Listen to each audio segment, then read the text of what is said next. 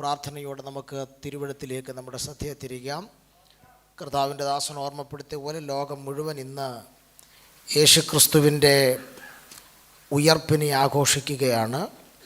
ലോകത്തിന് ഒരു ദിവസമാണ് ഉയർപ്പ്, നമുക്ക് എല്ലാ ദിവസവും ഉയർപ്പുണ്ട്. സ്തോത്രം.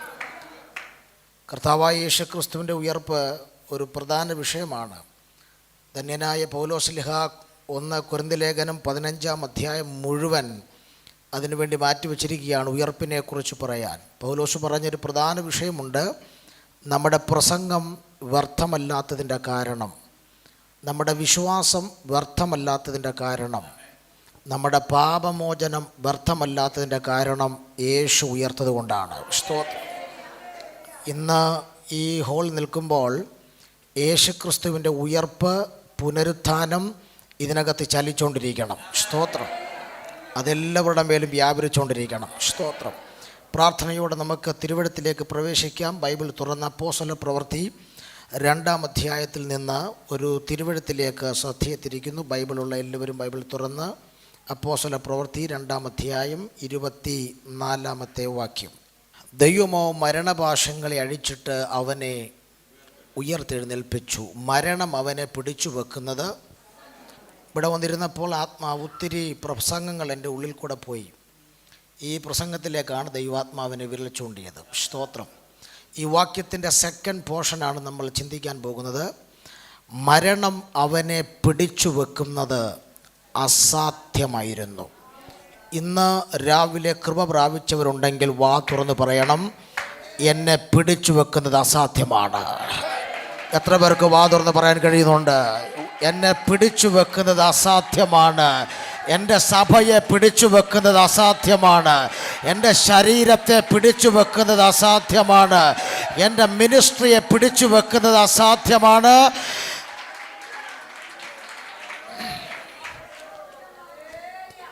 പിടിക്കാൻ കഴിഞ്ഞേക്കാം, ഓഫ് കോഴ്സ്. ആ രോഗത്തിന് നിൻ്റെ ശരീരത്തെ പിടിക്കാൻ കഴിഞ്ഞേക്കാം. സഭയെ പിശാചിന് ഒരു പക്ഷെ അറ്റാക്ക് ചെയ്യാൻ കഴിഞ്ഞേക്കാം. കടഭാരത്തിന് നിന്നെ പിടിക്കാൻ കഴിഞ്ഞേക്കാം. പക്ഷെ പിടിച്ചു വെക്കുന്നത് അസാധ്യമാണ്. ഈ പകൽ വാ തുറന്ന് നിങ്ങളത് പ്രഖ്യാപിക്കുമ്പോൾ പിടിച്ചു വെച്ച ചിലതൊക്കെ അഴിഞ്ഞു മാറാൻ പോകുകയാണ്. യേശു ക്രിസ്തുവിൻ്റെ നാമത്തിൽ ചിലരുടെ ശരീരത്തെ പിടിച്ചു വെച്ച രോഗാത്മാക്കൾ, ചിലരുടെ ശരീരത്തെ പിടിച്ചു വെച്ച ദുർഭൂതങ്ങൾ, ചിലരെ പിടിച്ചു വെച്ച എല്ലാ ഞെരുക്കത്തിൻ്റെ സ്പിരിറ്റുകളും വാ തുറന്ന് പ്രഖ്യാപിക്കുന്ന നിമിഷം ചിലരിൽ യേശുവിൻ്റെ നാമത്തിൽ റിലീസാകുന്നു. ശബന ഹദര ജഗന വൈഡമന ഹദുര വൈഡമന ഹതുന ജഗൽകമന.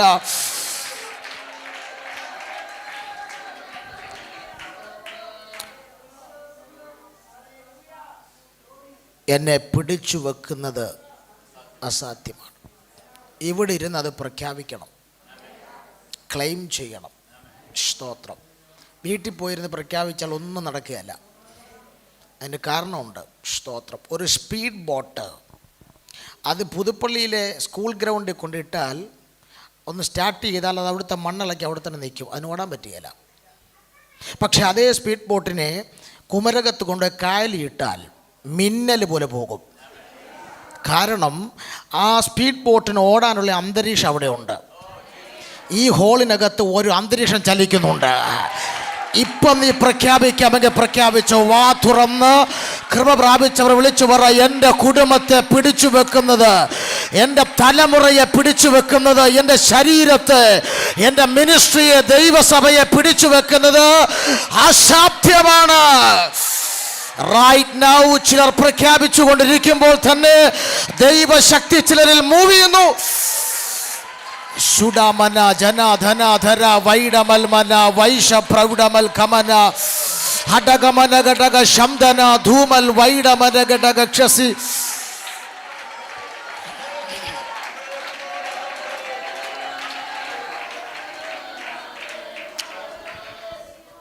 അപ്പോസ്തല പ്രവൃത്തിയുടെ പുസ്തകം പൗലോസിൻ്റെ സഹയാത്രികനും ഫിസിഷ്യനുമായിരുന്ന ലൂക്കോസിൻ്റെ കരാങ്കുലുകളാൽ വിരചിതമായൊരു മനോഹരമായ പുസ്തകമാണ്. ലൂക്കോസ് എന്ന് പറയുന്ന ഫിസിഷ്യൻ 2 പുസ്തകങ്ങൾ എഴുതി. ഒന്ന് ലൂക്കോസിൻ്റെ സുവിശേഷം എന്ന യേശുക്രിസ്തുവിൻ്റെ മൗലിക ജീവചരിത്രം. സ്തോത്രം. അദ്ദേഹം എഴുതിയത് അന്നത്തെ റോമൻ കുതിരപ്പട്ടാളത്തിലെ ഉയർന്ന ഉദ്യോഗസ്ഥനായിരുന്ന തെയോഫിലോസിന് വേണ്ടിയാണ് എഴുതിയത്. ചരിത്രകാരന്മാർ പറയുന്നു ആ പുസ്തകം വായിച്ച് തെയോഫിലോസ് രക്ഷിക്കപ്പെട്ട് ക്രിസ്ത്യാനിയായി എന്നാണ് ചരിത്രം. സ്തോത്രം. എന്നാൽ തൻ്റെ ഒന്നാമത്തെ പുസ്തകത്തിൽ യേശു ക്രിസ്തുവിൻ്റെ ഉയർപ്പ് കൊണ്ട് താൻ എഴുതി അവസാനിപ്പിച്ചു. സ്തോത്രം. എന്നാൽ യേശു ക്രിസ്തു ഉയർത്തതുകൊണ്ട് തീർന്നിട്ടില്ലെന്നും ഇന്നും അവൻ്റെ നാമത്തിൽ ആര് പ്രസംഗിക്കുന്നോ അവരുടെ നടുവിൽ അവൻ ഇറങ്ങി വന്ന് അത്ഭുതങ്ങളാലും അടയാളങ്ങളാലും വീര്യപ്രവർത്തികളാലും വചനത്തെ ഉറപ്പിക്കുന്നു എന്ന് തെയോഫിലോസിനെ ബോധ്യപ്പെടുത്താൻ രണ്ടാമതൊരിക്കൽ കൂടെ താൻ തൂലിക ചലിപ്പിച്ചപ്പോൾ പിറന്നു വീണ അതിശക്തമേറിയ ഗ്രന്ഥമാണ് അപ്പോസ്തല പ്രവൃത്തി. അപ്പോൾ ഒന്നാമത്തെ പുസ്തകം യേശു ക്രിസ്തുവിൻ്റെ ചരിത്രം, രണ്ടാമത്തെ പുസ്തകം 1-ാം നൂറ്റാണ്ടിലെ സഭയുടെ ആദ്യത്തെ 30 വർഷത്തെ ചരിത്രം. അപ്പോൾ എന്താണ് പെന്തക്കോസ്ത് എന്നറിയാൻ പെന്തക്കോസ്ത് ദൈവശാസ്ത്രം വായിക്കേണ്ട, അപ്പോസ്തല പ്രവൃത്തി വായിച്ചാൽ മതി. സ്തോത്രം. ഈ പുസ്തകത്തെക്കുറിച്ച് 1-2 മുഖവുര പറഞ്ഞിട്ട് നമ്മുടെ ടോപ്പിക്കിലേക്ക് ഞാൻ പെട്ടെന്ന് ഡൈവേർട്ട് ചെയ്യും. സ്തോത്രം. അപ്പോസ്തല പ്രവൃത്തിയുടെ പുസ്തകം നിങ്ങൾ ശ്രദ്ധിച്ചാൽ പഴയ കാലഘട്ടങ്ങളിൽ ഇതിന് വെറും പ്രവർത്തികളെന്ന് മാത്രമേ പേരുണ്ടായിരുന്നുള്ളൂ. സ്തോത്രം. പിന്നീട് കാലക്രമേണ കാനോനികമായി വന്നപ്പോൾ അപ്പോസ്തല പ്രവർത്തികൾ എന്ന് ഈ പുസ്തകത്തിന് പേര് വന്നു. സ്തോത്രം.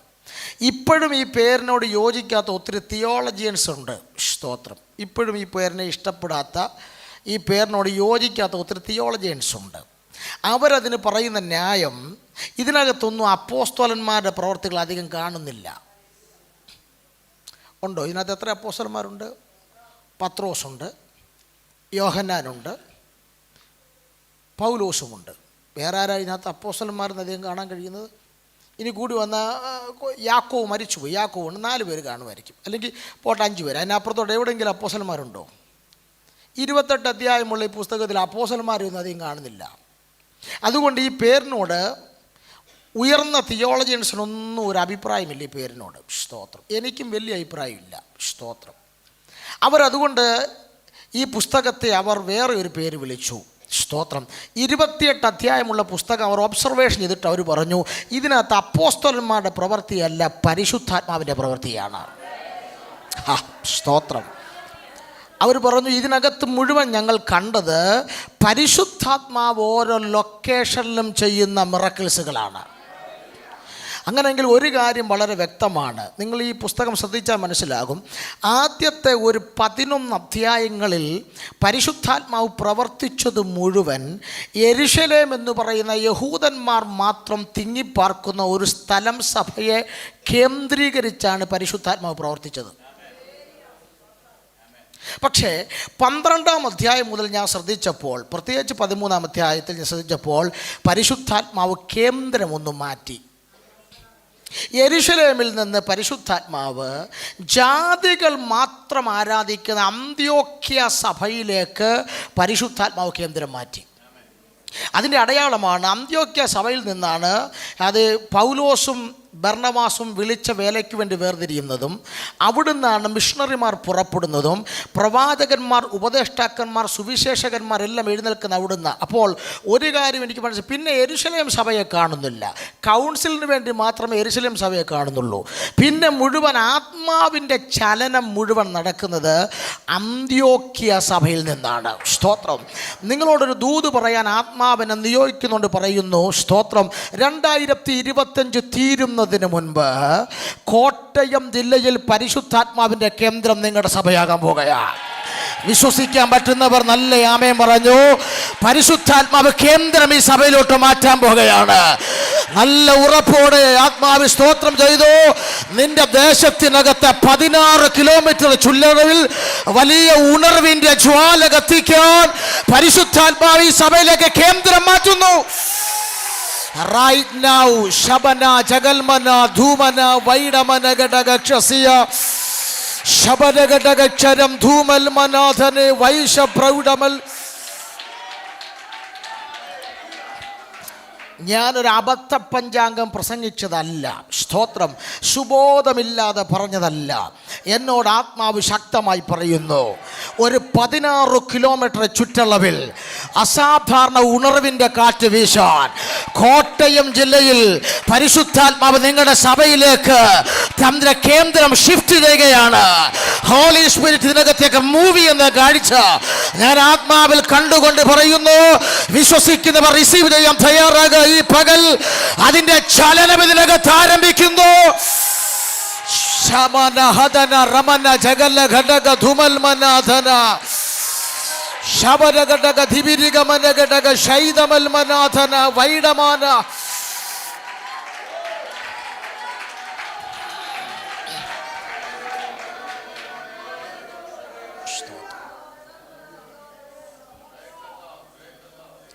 അപ്പോസ്തല പ്രവൃത്തിയുടെ പുസ്തകം നമ്മൾ വളരെ ശ്രദ്ധേയമായി പഠിച്ചാൽ 3 അഭിഷിക്തന്മാരുടെ കാലഘട്ടമായി നമുക്ക് പുസ്തകത്തെ ഡിവൈഡ് ചെയ്ത് പഠിക്കാം. സ്തോത്രം. 28 അധ്യായമുള്ള പുസ്തകത്തെ 3 അഭിഷിക്തന്മാരുടെ കാലമായി തിരിക്കാം. 1 പത്രോസ്ലിഹായുടെ കാലം, 2 സ്തേഫാനോസിൻ്റെ കാലം, 3 പൗലോസിൻ്റെ കാലം. സ്തോത്രം. പഠന സൗകര്യാർത്ഥത്തിന് ഈ പുസ്തകത്തെ 3 അഭിഷിക്തന്മാരുടെ കാലമായി തിരിച്ചു പഠിക്കാം. ആദ്യത്തെ 12 അധ്യായങ്ങളിൽ നിറഞ്ഞു തിളങ്ങി വിളങ്ങി നിൽക്കുന്നത് മുഴുവൻ പത്രോസാണ്. പത്രോസിൻ്റെ കൃപാവര ശുശ്രൂഷയിലൂടെയാണ് സഭ വളർന്നത്. സഭ വളരണമെങ്കിൽ കൃപാവര ശുശ്രൂഷ അത്യാവശ്യമാണ്. ആവശ്യമല്ല, അത്യാവശ്യമാണ്. സ്തോത്രം. 2 സ്തേഫാനോസിൻ്റെ കാലം. അപ്പോസ്തല പ്രവൃത്തി 6-7 അധ്യായങ്ങളിൽ നിറഞ്ഞു നിൽക്കുന്ന ഒരു അഭിഷിക്തനാണ് സ്തേഫാനോസ്. അദ്ദേഹം എത്ര പ്രസംഗം പ്രസംഗിച്ചെന്ന് എനിക്കറിയത്തില്ല. പക്ഷേ രേഖപ്പെടുത്തിയ പ്രസംഗം ഒന്നേ ഉള്ളൂ. പക്ഷേ ആ ഒറ്റ പ്രസംഗം കൊണ്ട് അദ്ദേഹം ചരിത്രത്തിൽ ഇടം നേടി. നമ്മളൊരു 5000 പ്രസംഗം പ്രസംഗിച്ചിട്ട് ഒരു മനുഷ്യൻ പോലും ഓർക്കുന്നു പോലും ഇല്ല. സ്തോത്രം. പക്ഷേ ഒറ്റ പ്രസംഗം, ആ പ്രസംഗത്തിൻ്റെ അവസാനം അദ്ദേഹം മരിച്ചു വീഴുകയായിരുന്നു. സ്തോത്രം. അദ്ദേഹത്തിൻ്റെ മരണം, ഞാൻ ഉൽപ്പത്തി പുസ്തകം ആദമിൻ്റെ മരണം വരെ വെളിപ്പാട് പുസ്തകം വരെ ശ്രദ്ധിച്ചു. പക്ഷേ അദ്ദേഹത്തിൻ്റെ മരണം പോലൊരു മരണം ഞാൻ കണ്ടിട്ടില്ല. കാരണം സാധാരണ യഹൂദന്മാർ ഒരാളെ വിസ്തരിക്കുമ്പോൾ സ്തേഫാനോസിനെ വിസ്തരിക്കുകയാണ്. മഹാപുരോഹിതൻ നടുക്കിരിക്കും, 35 പേർ വലത്തും 35 പേർ ഇടത്തും ഇരുന്നാണ് ഒരാളെ വിസ്തരിക്കുന്നത്. യഹൂദൻ്റെ അത് സന്നിധി സംഘത്തിൻ്റെ നീതിന്യായ കോടതിയുടെ സ്റ്റൈൽ എങ്ങനെയാണ്. അതിൽ ഇടതുഭാഗത്തിരിക്കുന്ന 35 ആളുകളാണ് ഈ മനുഷ്യൻ കുറ്റം ചെയ്തു എന്ന് തെളിയിക്കേണ്ടത്. വലതുഭാഗത്തിരിക്കുന്ന 35 പേരാണ് ഇദ്ദേഹം കുറ്റം ചെയ്തില്ലെന്ന് തിരിച്ചു തെളിയിക്കേണ്ടത്. അപ്പോൾ സ്തേഫാനോസ് വിസ്തരിക്കപ്പെടുകയാണ് 6-ാം അധ്യായത്തിൽ. അദ്ദേഹത്തിനെതിരെ നിരവധി കുറ്റങ്ങൾ മഹാപുരോഹിതൻ്റെ ഇടത്തുഭാഗത്തിരുന്ന 35 പേർ എഴുന്നേറ്റ് നിന്ന് ഘോരാത്തം പറയുക. എന്താ പറയുന്നത്? ഇവൻ ജനത്തെ ഇളക്കി വെച്ചു, ന്യായപ്രമാണത്തിനെതിരെ സംസാരിച്ചു, ഇങ്ങനെ കുറേ ആരോപണങ്ങൾ പറഞ്ഞു. 35 പേർ അവിടെ ഇരുന്നപ്പോൾ സ്തേഫാനോസ് വളരെ പ്രതീക്ഷയോടെ മഹാപുരോഹിതൻ്റെ വലതുഭാഗത്തിരിക്കുന്ന 35 പേരെ നോക്കി. കാരണം അവരാണിനി തനിക്ക് വേണ്ടി എഴുന്നേറ്റ് നിന്ന് ഇടതുഭാഗം പറഞ്ഞ മുഴുവൻ തെറ്റുകളും തെറ്റാണെന്ന് തെളിയിച്ച് തന്നെ ഇതിനകത്തുനിന്ന് മോചിപ്പിക്കേണ്ടവർ മഹാപുരോഹിതൻ്റെ വലതുഭാഗത്തിരിക്കുന്ന 35 പേരാണ്. സ്തോത്രം. പക്ഷേ താൻ പ്രതീക്ഷയോടെ നോക്കിയെങ്കിലും വലതുഭാഗത്തിരിക്കുന്ന 35 പേരിൽ ഒരാൾ പോലും തനിക്ക് വേണ്ടി എഴുന്നേറ്റില്ല. എല്ലാവരും പഞ്ചപുച്ഛമടക്കി നമ്മറ ശിരസ്കരായി തല കുനിച്ചിരിക്കുമ്പോൾ സ്തേഫാനോസ് ഒരുപക്ഷേ കണ്ണുകൾ നിറഞ്ഞു കാണും. ഭൂമിയിൽ ഒരു മനുഷ്യൻ തനിക്ക് വേണ്ടി എഴുന്നേറ്റില്ല. പക്ഷേ കല്ലുകൾ തൻ്റെ ശരീരത്തിൽ പതിഞ്ഞ് തൻ്റെ ശരീരത്തിൽ നിന്ന് ചോരയിട്ട് വീഴുമ്പോൾ താൻ സ്വർഗത്തിലൊരു കാഴ്ച കൊണ്ടു.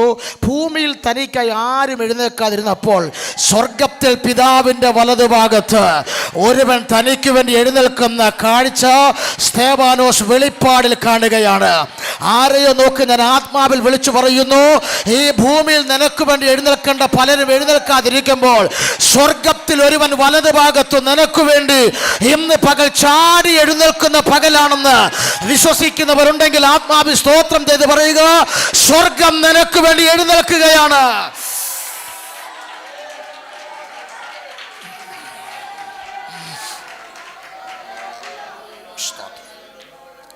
അസാധാരണകരമായ ഒരു കാലഘട്ടമായിരുന്നു സ്തേഫാനോസിൻ്റെ കാലം. എനിക്കൊന്നും എക്സ്പ്ലെയിൻ ചെയ്യാൻ സമയമില്ല, ഒത്തിരി കാര്യങ്ങൾ പറയാനുണ്ട്.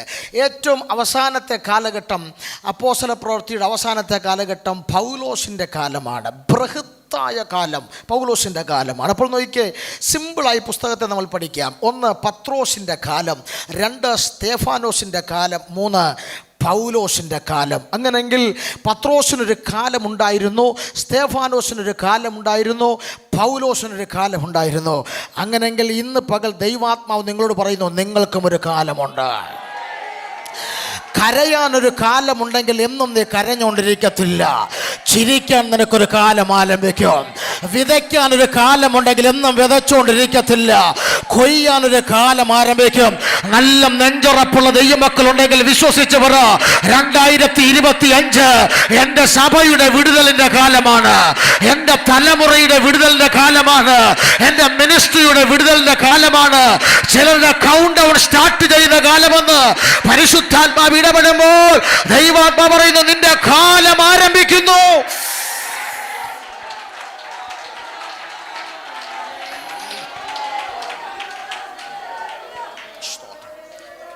നിങ്ങളുടെ സഭയുടെ കാലം ആരംഭിക്കുകയാ.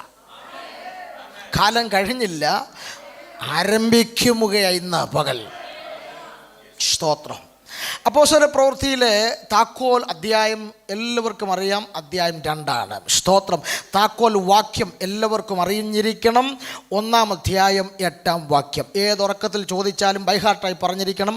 അപ്പോസ്തലപ്രവൃത്തിയുടെ കീ വേർഡ് താക്കോൽ വാക്യം 1 അധ്യായം 8 കാരണം ആ വാക്യത്തിൻ്റെ അടിസ്ഥാനത്തിലാണ് അപ്പോസ്തലപ്രവൃത്തിയെ തിയോളജിക്കലായി 3 ഡിവൈഡ് ചെയ്താണ് പഠിക്കുന്നത്. സ്തോത്രം. എന്താണ് 1 അധ്യായം 8 എന്നാൽ പരിശുദ്ധാത്മാവ് നിങ്ങളുടെ മേൽ വരുമ്പോൾ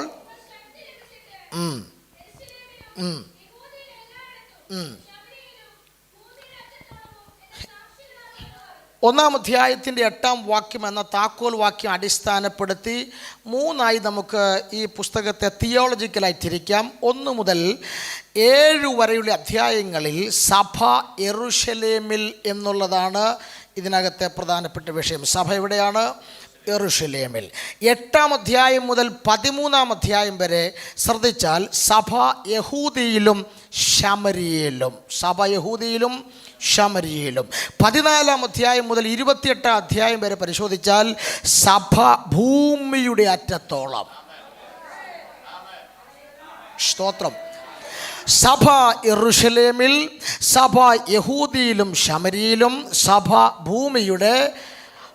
അങ്ങനെങ്കിൽ ഒരു ദൂത് പറയാം, അത് മോദി ഗവൺമെൻറ് അല്ല, റോമൻ സാമ്രാജ്യമല്ല, ഇന്ത്യയിലെ 33 കോടി പിശാചുക്കളെല്ലാം കൂടെ ഒരുമിച്ച് എഴുന്നേറ്റ് നിന്ന് പോരാടിയാലും സഭ ഭൂമിയുടെ അറ്റത്തോളം പോയിക്കൊണ്ടിരിക്കും. സ്തോത്രം.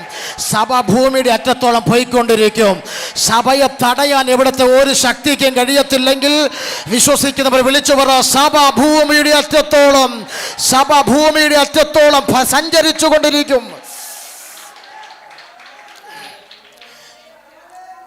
വേഗം ഞാനിവിടെ മുഖപുരകൾക്ക് വിരാമം കുറിക്കട്ടെ. നമ്മൾ 1-2 അധ്യായങ്ങളിലൂടെ സിമ്പിളായി സഞ്ചരിക്കാൻ പോവുകയാണ്. 2 അധ്യായത്തിൽ വന്ന് നമ്മുടെ കുറുവാക്യത്തിലേക്ക് വരണം. 1 അധ്യായത്തിൽ 2 പ്രധാന വിഷയങ്ങളാണ് 1 അധ്യായത്തിൻ്റെ വിഷയം. സ്തോത്രം. 1-ാമത്തെ വിഷയം കർത്താവായ യേശു ക്രിസ്തുവിൻ്റെ സ്വർഗാരോഹണം. 2-ാമത്തെ വിഷയം അത് മത്തിയാസിൻ്റെ തിരഞ്ഞെടുപ്പ്. ഇത് രണ്ടുമാണ് 1 അധ്യായത്തിൻ്റെ 2 പ്രധാന സബ്ജക്റ്റ്. ഇതേ ഉള്ളൂ ഈ 1 അധ്യായത്തിലെ സബ്ജക്റ്റ്. സ്തോത്രം. ഈ 1 അധ്യായം മാത്രം സംസാരിക്കണമെങ്കിൽ 2-2.5 മണിക്കൂർ വേണം. സ്തോത്രം. അത്ര ഗൗരവമുള്ള വിഷയമാണ്. എങ്കിലും സിമ്പിളായിട്ട് ഓടിച്ച് പറഞ്ഞു വിടാം. 1 അധ്യായത്തിൽ ആരംഭ 10 വാക്യങ്ങൾ എടുത്താൽ കർത്താവായ യേശു ക്രിസ്തു സ്വർഗാരോഹണം ചെയ്യുകയാണ്. കർത്താവായ യേശു ക്രിസ്തു എന്ത് ചെയ്യുന്നു? സ്വർഗാരോഹണം ചെയ്യുന്നു. സ്തോത്രം. നിങ്ങൾ ഈ ശ്രദ്ധിച്ചിട്ടുണ്ടോയെന്ന് അറിയത്തില്ല. ഇന്നലെ രാത്രിയിൽ ഞാനൊരു സൂമിൽ ക്ലാസ് എടുത്തപ്പോൾ ശ്രദ്ധിക്കുകയായിരുന്നു. സ്തോത്രം. ഈ കർത്താവ് സ്വർഗാരോഹണം ചെയ്യുമ്പോൾ ഒരു മേഘത്തിൻ്റെ അകമ്പടിയോടുകൂടെ പോയത്. അപ്പോസ്തലപ്രവൃത്തി അവിടെ എഴുതിയിട്ടുണ്ട്. ആദ്യത്തെ 10 വാക്യങ്ങൾ എഴുതിയിട്ടുണ്ട്. ഒരു മേഘം അവനെ എന്ത് ചെയ്തു? മറച്ചു. നിങ്ങൾ നോക്കിയാൽ എവിടെല്ലാം യേശു ക്രിസ്തു തേജസ്കരിക്കപ്പെട്ടിട്ടുണ്ടോ അവിടെ എല്ലാം മേഘമുണ്ട്. മനസ്സിലായില്ലേ? മനസ്സിലാക്കിയിട്ട് ഇച്ചിരി പിടിക്കും. ഇനി കുറച്ചുകൂടെ പറയാം, എവിടെല്ലാം ദൈവം പ്രത്യക്ഷപ്പെട്ടിട്ടുണ്ടോ അവിടെ എല്ലാം മേഘമുണ്ട്. പഴയ നിയമത്തിലുമുണ്ട്. പുറപ്പാട് 19 സീനായിൽ ദൈവം ഇറങ്ങിയപ്പം അവിടെ മേഘം വന്നു. സ്തോത്രം. അതിൻ്റെ ഒരു എക്സ്പ്ലനേഷൻ എബ്രായ ലേഖനത്തിലാണ് എനിക്ക് തോന്നുന്നു, 12-ാം അധ്യായത്തിലാണ് തോന്നുന്നു എഴുതിയിട്ടുണ്ട്. സീനായിൽ മേഘം ഇറങ്ങിയതിനെക്കുറിച്ച് എബ്രായ ലേഖനത്തിൻ്റെ എഴുത്തുകാരൻ പറയുന്നുണ്ട്. അദ്ദേഹം പറയുന്നത് കൂരിരുട്ട് വന്നു, മേഘതമസ്സുണ്ടായി, ഇങ്ങനെ പറഞ്ഞു. അപ്പം ഇനി അത് മാത്രമല്ല, നിങ്ങൾ നോക്കിയാൽ പരിശുദ്ധ സ്ഥലത്ത് മഹാപുരോഹിതൻ ശുശ്രൂഷിക്കുമ്പോൾ അവിടെ മുഴുവൻ എന്ത് ചെയ്യുക? ധൂപപീഠത്തിനകത്ത് നിറയുക. ശലോമോൻ്റെ ആലയത്തിനകത്ത് ദൈവത്തിൻ്റെ പ്രസൻസ് വന്നപ്പോൾ അവിടെ മുഴുവൻ പുക കൊണ്ട് നിറഞ്ഞു. ഞാനിങ്ങനെ ചിന്തിച്ചു, ഈ പുകയും ഇടിയും വെട്ടവും ബഹളവും ഇതൊന്നും ഇല്ലാതെ ദൈവമില്ല. നിങ്ങൾ മിണ്ടുന്നില്ല. ഞാൻ ചോദിച്ചു, ദൈവമേ ഈ മേഘം എന്തിനാ? മറുരൂപമലയിൽ യേശുക്രിസ്തു തേജസ്കരിക്കപ്പെട്ടപ്പോൾ ഒരു മേഘം വന്നെന്ന് അവിടെ എഴുതിയിട്ടുണ്ട്. സ്തോത്രം. എപ്പോഴൊക്കെ ദൈവം ഇസ്രായേലിൻ്റെ നടുവിൽ വന്നു അപ്പോഴൊക്കെ എന്തുണ്ട്? മേഘം. യേശുക്രിസ്തു എവിടെയൊക്കെ തേജസ്കരിക്കപ്പെടുന്നു അവിടെ എല്ലാം മേഘമുണ്ട്. സ്തോത്രം. കർത്താവിനോട് പറഞ്ഞു, എന്നെ ആരെങ്കിലും ഡയറക്റ്റ് കണ്ടാൽ പിന്നെ അവൻ ജീവനോടിരിക്കത്തില്ല. അതുകൊണ്ട് എൻ്റെ ശക്തിയോടെ ഞാൻ ഇറങ്ങി വരുമ്പം എൻ്റെ ജനം കത്തിപ്പോകാതിരിക്കാൻ ഞാൻ മേഘം കൊണ്ട് മറച്ചിട്ടാണ് വരുന്നത്. ഇന്ന് പകലും ഈ ഹോളിനകത്ത് അവൻ ഇറങ്ങി വരുന്നതിൻ്റെ തെളിവാണ് ഇതിനകത്ത് ചലിക്കുന്ന ദൈവ സാന്നിധ്യമെന്ന്, ദൈവത്തിൻ്റെ മേഘമെന്ന് മനസ്സിലാകുന്നവർക്കായി സ്തോത്രം. ദൈവം അവൻ്റെ പ്രതാപത്തിൻ്റെ ശക്തിയിൽ ഇറങ്ങി വരുമ്പം ദൈവത്തെ കണ്ട ഒരുത്തനും ജീവനോട് കാണുകയല്ല. കാണുമോ? നോ. ദൈവം അതുകൊണ്ട് എന്ത് ചെയ്യുമെന്നറിയാമോ? മേഘം വെച്ച് തന്നെ മറച്ചിട്ടാണ് ഇറങ്ങി വരിക. അതാ തേജസ്കരിക്കപ്പെട്ട ക്രിസ്തു എവിടെയൊക്കെ വന്ന് അവിടെ എല്ലാം മേഘമുണ്ട്. ഇവിടെ കർത്താവ് സ്വർഗാരോഹണം ചെയ്യുമ്പോഴും എന്തുണ്ട്? അതൊരു വലിയ സബ്ജക്റ്റാണ്, എനിക്കതിൽ തൊടാൻ സമയമില്ല, ഭയങ്കര സബ്ജക്റ്റാണ്. സ്തോത്രം. അപ്പം കർത്താവ് സ്വർഗാരോഹണം ചെയ്യാൻ തിരഞ്ഞെടുത്ത മലയാണേത്? ഒലൂമല. സ്തോത്രം. വേറെ മലയില്ലാഞ്ഞിട്ട് കർത്താവ് തിരഞ്ഞെടുത്തൊന്നുമല്ല. ഇസ്രായേലിൽ ഇഷ്ടം പോലെ മൊട്ടക്കുന്നുകളൊക്കെ ഉണ്ട്. എങ്കിലും വലിയ മല ഇസ്രായേൽ ഒലൂമല തന്നെയാണ്. സ്തോത്രം. ഇത് കർത്താവ് ഈ ഒലൂമല തിരഞ്ഞെടുത്തതിന് രണ്ട് കാരണങ്ങളുണ്ട്. ഒന്ന് ചരിത്രപരമായ ഒരു കാരണവും, രണ്ട് ആത്മീകപരമായ കാരണവും. സ്തോത്രം. രണ്ടും ഒന്ന് എക്സ്പ്ലെയിൻ ചെയ്യാം. ഒലൂമല കർത്താവ് സ്വർഗാരോഹണത്തിൽ തിരഞ്ഞെടുക്കാൻ ചരിത്രപരമായ കാരണമുണ്ട്. സക്കറിയ പ്രവചനം 14 അധ്യായത്തിൻ്റെ 4 വാക്യം. അവിടെ ചരിത്രപരമായ കാരണം എഴുതിയിട്ടുണ്ട്. സ്തോത്രം. ഇനി അനന്ത വികായുസിൽ, ഇനി ഭാവിയിൽ, സ്തോത്രം, കർത്താവായ യേശു ക്രിസ്തുവിൻ്റെ മഹത്വ പ്രത്യക്ഷതയ്ക്കായി അവൻ കാൽ വെക്കാൻ പോകുന്ന സ്ഥലമാണ് ഒലൂമല. മനസ്സിലാകുന്നുണ്ടോ? മേഘപ്രത്യക്ഷതയ്ക്കല്ല, സ്തോത്രം, മഹത്വ പ്രത്യക്ഷതയ്ക്ക്. എന്ന് പറഞ്ഞാൽ കർത്താവിന് ഭൂമിയിൽ വരുന്നുണ്ടെങ്കിൽ കർത്താവ് വന്ന് കാല് വെക്കാൻ പോകുന്നത് ഒലൂമലയില്ല. അന്ന് ഒലൂമല രണ്ടായി പിളർന്നു പോകും. ഒരു താഴ്വര അവിടെ ഉണ്ടാകും. സ്തോത്രം. ആ വരവിൽ കർത്താവിനോടുകൂടെ നമ്മളും ഉണ്ടായിരിക്കും. സ്തോത്രം. സ്തോത്രം. ഇത് ചരിത്രപരമായി സംഭവിക്കാൻ പോകുന്ന ഭാവിയിലെ ഒരു പ്രത്യാശയാണ്. സ്തോത്രം. എന്നാൽ ഇതിന് മുൻപ് ഒരു ആത്മീക അർത്ഥം കൂടെ ഉണ്ട്. സ്തോത്രം. കർത്താവ് ഈ ഒലൂമലയിൽ നിന്ന് സ്വർഗാരോഹണം ചെയ്യാൻ തിരഞ്ഞെടുത്തതിന് അതിൻ്റെ കാരണം യേശു ക്രിസ്തു ജനിക്കുന്നതിന് ഒരു 1700 വർഷങ്ങൾക്ക് പുറകിൽ, സ്തോത്രം, അന്ന് യേശു ജനിച്ചിട്ടില്ല. യേശു ജനിക്കുന്നതിന് ഒരു 1700 വർഷങ്ങൾക്ക് പുറകിൽ ഈ ഒലൂമലയിലിരുന്നൊരു മനുഷ്യൻ വാവിട്ട് പൊട്ടിക്കരഞ്ഞ ചരിത്രം തിരുവെഴുത്ത് രേഖപ്പെടുത്തുന്നുണ്ട്. 2 ശമൂവേലിൻ്റെ പുസ്തകം 15-ാം അധ്യായത്തിൻ്റെ 30 മുതലുള്ള വാക്യങ്ങളിൽ ആ സംഭവം രേഖപ്പെടുത്തിയിട്ടുണ്ട്. അവിടെ എഴുതിയിരിക്കുന്നു, ദാവീദ് തല മൂടിയും കാലിൽ ചെരിപ്പിടാതെയും ഒലൂമലയുടെ കയറ്റം കരഞ്ഞുകൊണ്ട് കയറിയെന്നാണ് എഴുതിയിരിക്കുന്നത്. സ്തോത്രം. എങ്ങനെ കയറിയെന്ന? 2 സ്ഥലങ്ങളിലാണ് ഡയറക്റ്റായിട്ട് ദാവീദ് കരഞ്ഞതായിട്ട് എഴുതിയിരിക്കുന്നത്. അതിൽ ഒന്നിവിടെയാണ്. ഒന്ന് സിക്ലാഹിൽ വെച്ച് തൻ്റെ ഭാര്യമാരെയൊക്കെ ശത്രു അപഹരിച്ചു കൊണ്ടുപോയപ്പോൾ ദാവീദ് ബലമില്ലാതാകുവോളം എന്ത് ചെയ്തു? ദാവീദ് കരഞ്ഞെന്ന് പലയിടത്തും പറയുന്നുണ്ട്, പക്ഷേ ഡയറക്റ്റ് കരഞ്ഞെന്ന് പറഞ്ഞിരിക്കുന്ന 2 ഭാഗങ്ങൾ ഇതാണ്. സ്തോത്രം. അതിൽ ദാവീദ് വാവിട്ട് കരഞ്ഞു. എങ്ങനെ? കരഞ്ഞുകൊണ്ടിരിക്കുകയല്ല, കരഞ്ഞുകൊണ്ട് ഈ ഒലൂമല കയറുക. തല മുടിയും കാൽ ചെരിപ്പിടാതെയും ഒലൂമലയുടെ കയറ്റം കരഞ്ഞോണ്ട് കയറുക. സ്തോത്രം. ഈ ദാവീദ് 1700 യേശു ക്രിസ്തുവിൻ്റെ ജനനത്തിന് ഒരു 1700 വർഷങ്ങൾക്ക് പുറകിലിരുന്ന് കരഞ്ഞു. സ്തോത്രം. ഈ ഒലൂമലയിൽ. അതിനുശേഷം കർത്താവായ യേശു ക്രിസ്തു ഭൂമിയിൽ ജനിച്ചു. യേശുവിൻ്റെ ജനനത്തെക്കുറിച്ച് പറഞ്ഞാൽ മറിയ യേശുവിൻ്റെ അമ്മയാണ്. സ്തോത്രം. യോസഫ് യേശുവിൻ്റെ വളർത്തപ്പന. പക്ഷേ ധന്യനായ പൗലോസ്ലീഹായും പഴയ നിയമ പ്രവാചകന്മാരുമൊക്കെ യേശുവിനെ നോക്കിയിട്ട് വിളിച്ചൊരു വിളിപ്പേരുണ്ട്, ദാവീദിൻ്റെ പുത്രനായി ജനിച്ചു. യോസഫ് വളർത്തപ്പനാണെങ്കിലും പ്രവാചകന്മാർ ആത്മാവിൽ നോക്കിയപ്പോൾ അപ്പൻ്റെ സ്ഥാനം കിട്ടിയത് ദാവീദിനാണ്. സ്തോത്രം. നോക്കിക്കേ, അപ്പൻ 1700 വർഷങ്ങൾക്ക് പുറകിലിരുന്ന് കരഞ്ഞ അതേ മലയിൽ നിന്ന് മകൻ സ്വർഗത്തിലേക്ക് ഉയർത്തപ്പെടുകയാ. സ്തോത്രം. ആരോടോ ഞാനൊരു ദൂത് പറയുന്നു, നീ കരഞ്ഞ ദേശത്ത്, നീ തലകുനിച്ച മണ്ണിൽ, നിന്റെ കണ്ണുനീർ വീണ മണ്ണിൽ, നീ കഷ്ടത അനുഭവിച്ച ദേശത്ത് നിന്റെ തലമുറകളെ ഉയർത്തുന്നൊരു ദൈവം ഇന്നും ജീവിക്കുന്നെന്ന് വിശ്വസിക്കുന്നവരാരെങ്കിലും ഉണ്ടെങ്കിൽ ആത്മാവിൽ പ്രതികരിച്ച ദൈവത്തിന് സ്തോത്രം ചെയ്ത് പറ. നീ തലകുനിച്ച ദേശത്ത്, നീ തകർന്ന മണ്ണിൽ, നിന്റെ കണ്ണുനീർ വീണ അതേ പ്രതലത്തിൽ നിന്റെ തലമുറകളെ ഉയർത്തുന്നൊരു ദൈവം. ഓ ശബന ഹദന ജഗന ജഗൽമന ധൂമന അടകദര വൈഡമന ഘടക ശംധര ധൂമൽ ശബല ഘടക ധൂമൽ മന ഘടക ശൈന്തൽ വൈഡൽ.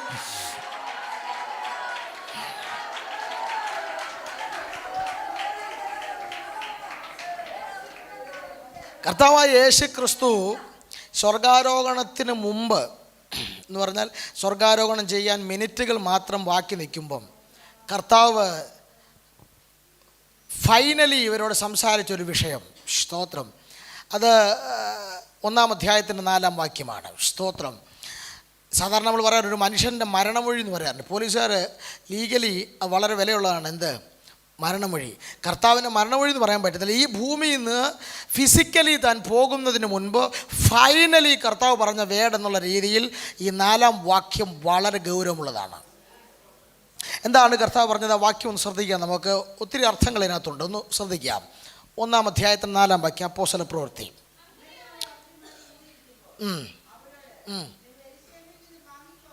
യാ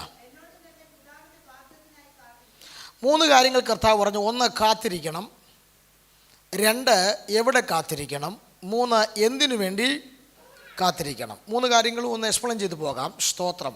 1, കാത്തിരിക്കണം. സ്തോത്രം.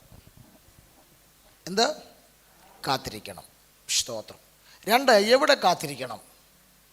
യെരുശലേമിൽ കാത്തിരിക്കണം. ലൊക്കേഷൻ പറഞ്ഞു. അബ്രഹാമിനെ വിളിച്ചപ്പോൾ ലൊക്കേഷൻ പറഞ്ഞില്ല. പറഞ്ഞോ? ഇല്ല. കാണിപ്പാനിരിക്കുന്ന അത്ര ഉറപ്പായിരുന്നു അബ്രഹാമിൻ്റെ മേൽ. ഇവരുടെ മേൽ അത്ര ഉറപ്പില്ല. ഉറപ്പില്ലാത്തതിന് കാരണമുണ്ട്. ലൊക്കേഷൻ കർത്താവ് പറയുന്നതിന് മുമ്പേ 2 പേര് യെരുശലേം വിട്ട് പോയി കഴിഞ്ഞു. എങ്ങോട്ട് പോയി? എമ്മൗസിലേക്ക്. നഗരം വിട്ട് ഗ്രാമത്തിലേക്ക് പോയി. വാക്തത്വം വെളിപ്പെടേണ്ടത് എവിടാ? നഗരത്തിൽ. വാക്തത്വ സ്ഥലത്തുനിന്ന് ഇവരെങ്ങോട്ട് പോയി കഴിഞ്ഞു? ഗ്രാമത്തിൽ. പക്ഷെ കർത്താവ് വിട്ടില്ല. കർത്താവ് അവരുടെ പിന്നാലെ പോയി ഒരു രാത്രി അവരോട് താമസിച്ച് അത്താഴവും കഴിച്ച് തിരുവെഴുത്തുകളാൽ അവരുടെ ഉള്ളത്തെ കത്തിച്ച് അവരുടെ ബുദ്ധിയെ തുറന്ന് മടക്കി അവരെ യെരുശലേമിൽ കൊണ്ടുവന്നു. പിശാചിൻ്റെ ഒരു ടെക്നിക്ക് എന്താണെന്നറിയാമോ? വാക്തത്വം നടക്കേണ്ട സമയമാകുമ്പോൾ നിന്നെ ദൈവത്തിൽ നിന്ന് അകറ്റിക്കളയും. നിന്നെ വാക്തത്വ സ്ഥലത്തൂന്ന് അകറ്റിക്കളയും. പക്ഷെ ദൈവത്തിൻ്റെ വിശ്വസ്തത എന്താണെന്നറിയാമോ? അവൻ മടക്കി നിന്നെ വാക്തത്വത്തിൽ കൊണ്ടുവരും. അവൻ നിന്നെ മടക്കി വാക്തത്വ ദേശത്ത് കൊണ്ടുവരും. എത്ര പേർ വിശ്വസിക്കുന്നുണ്ട്? എത്ര പിശാച് നിന്നെ വാക്തത്വത്തിൽ നിന്ന് ദൂരെ കൊണ്ടുപോയാലും മടക്കി നിന്നെ വാക്തത്വത്തിൽ കൊണ്ടുവരുന്ന ദൈവം.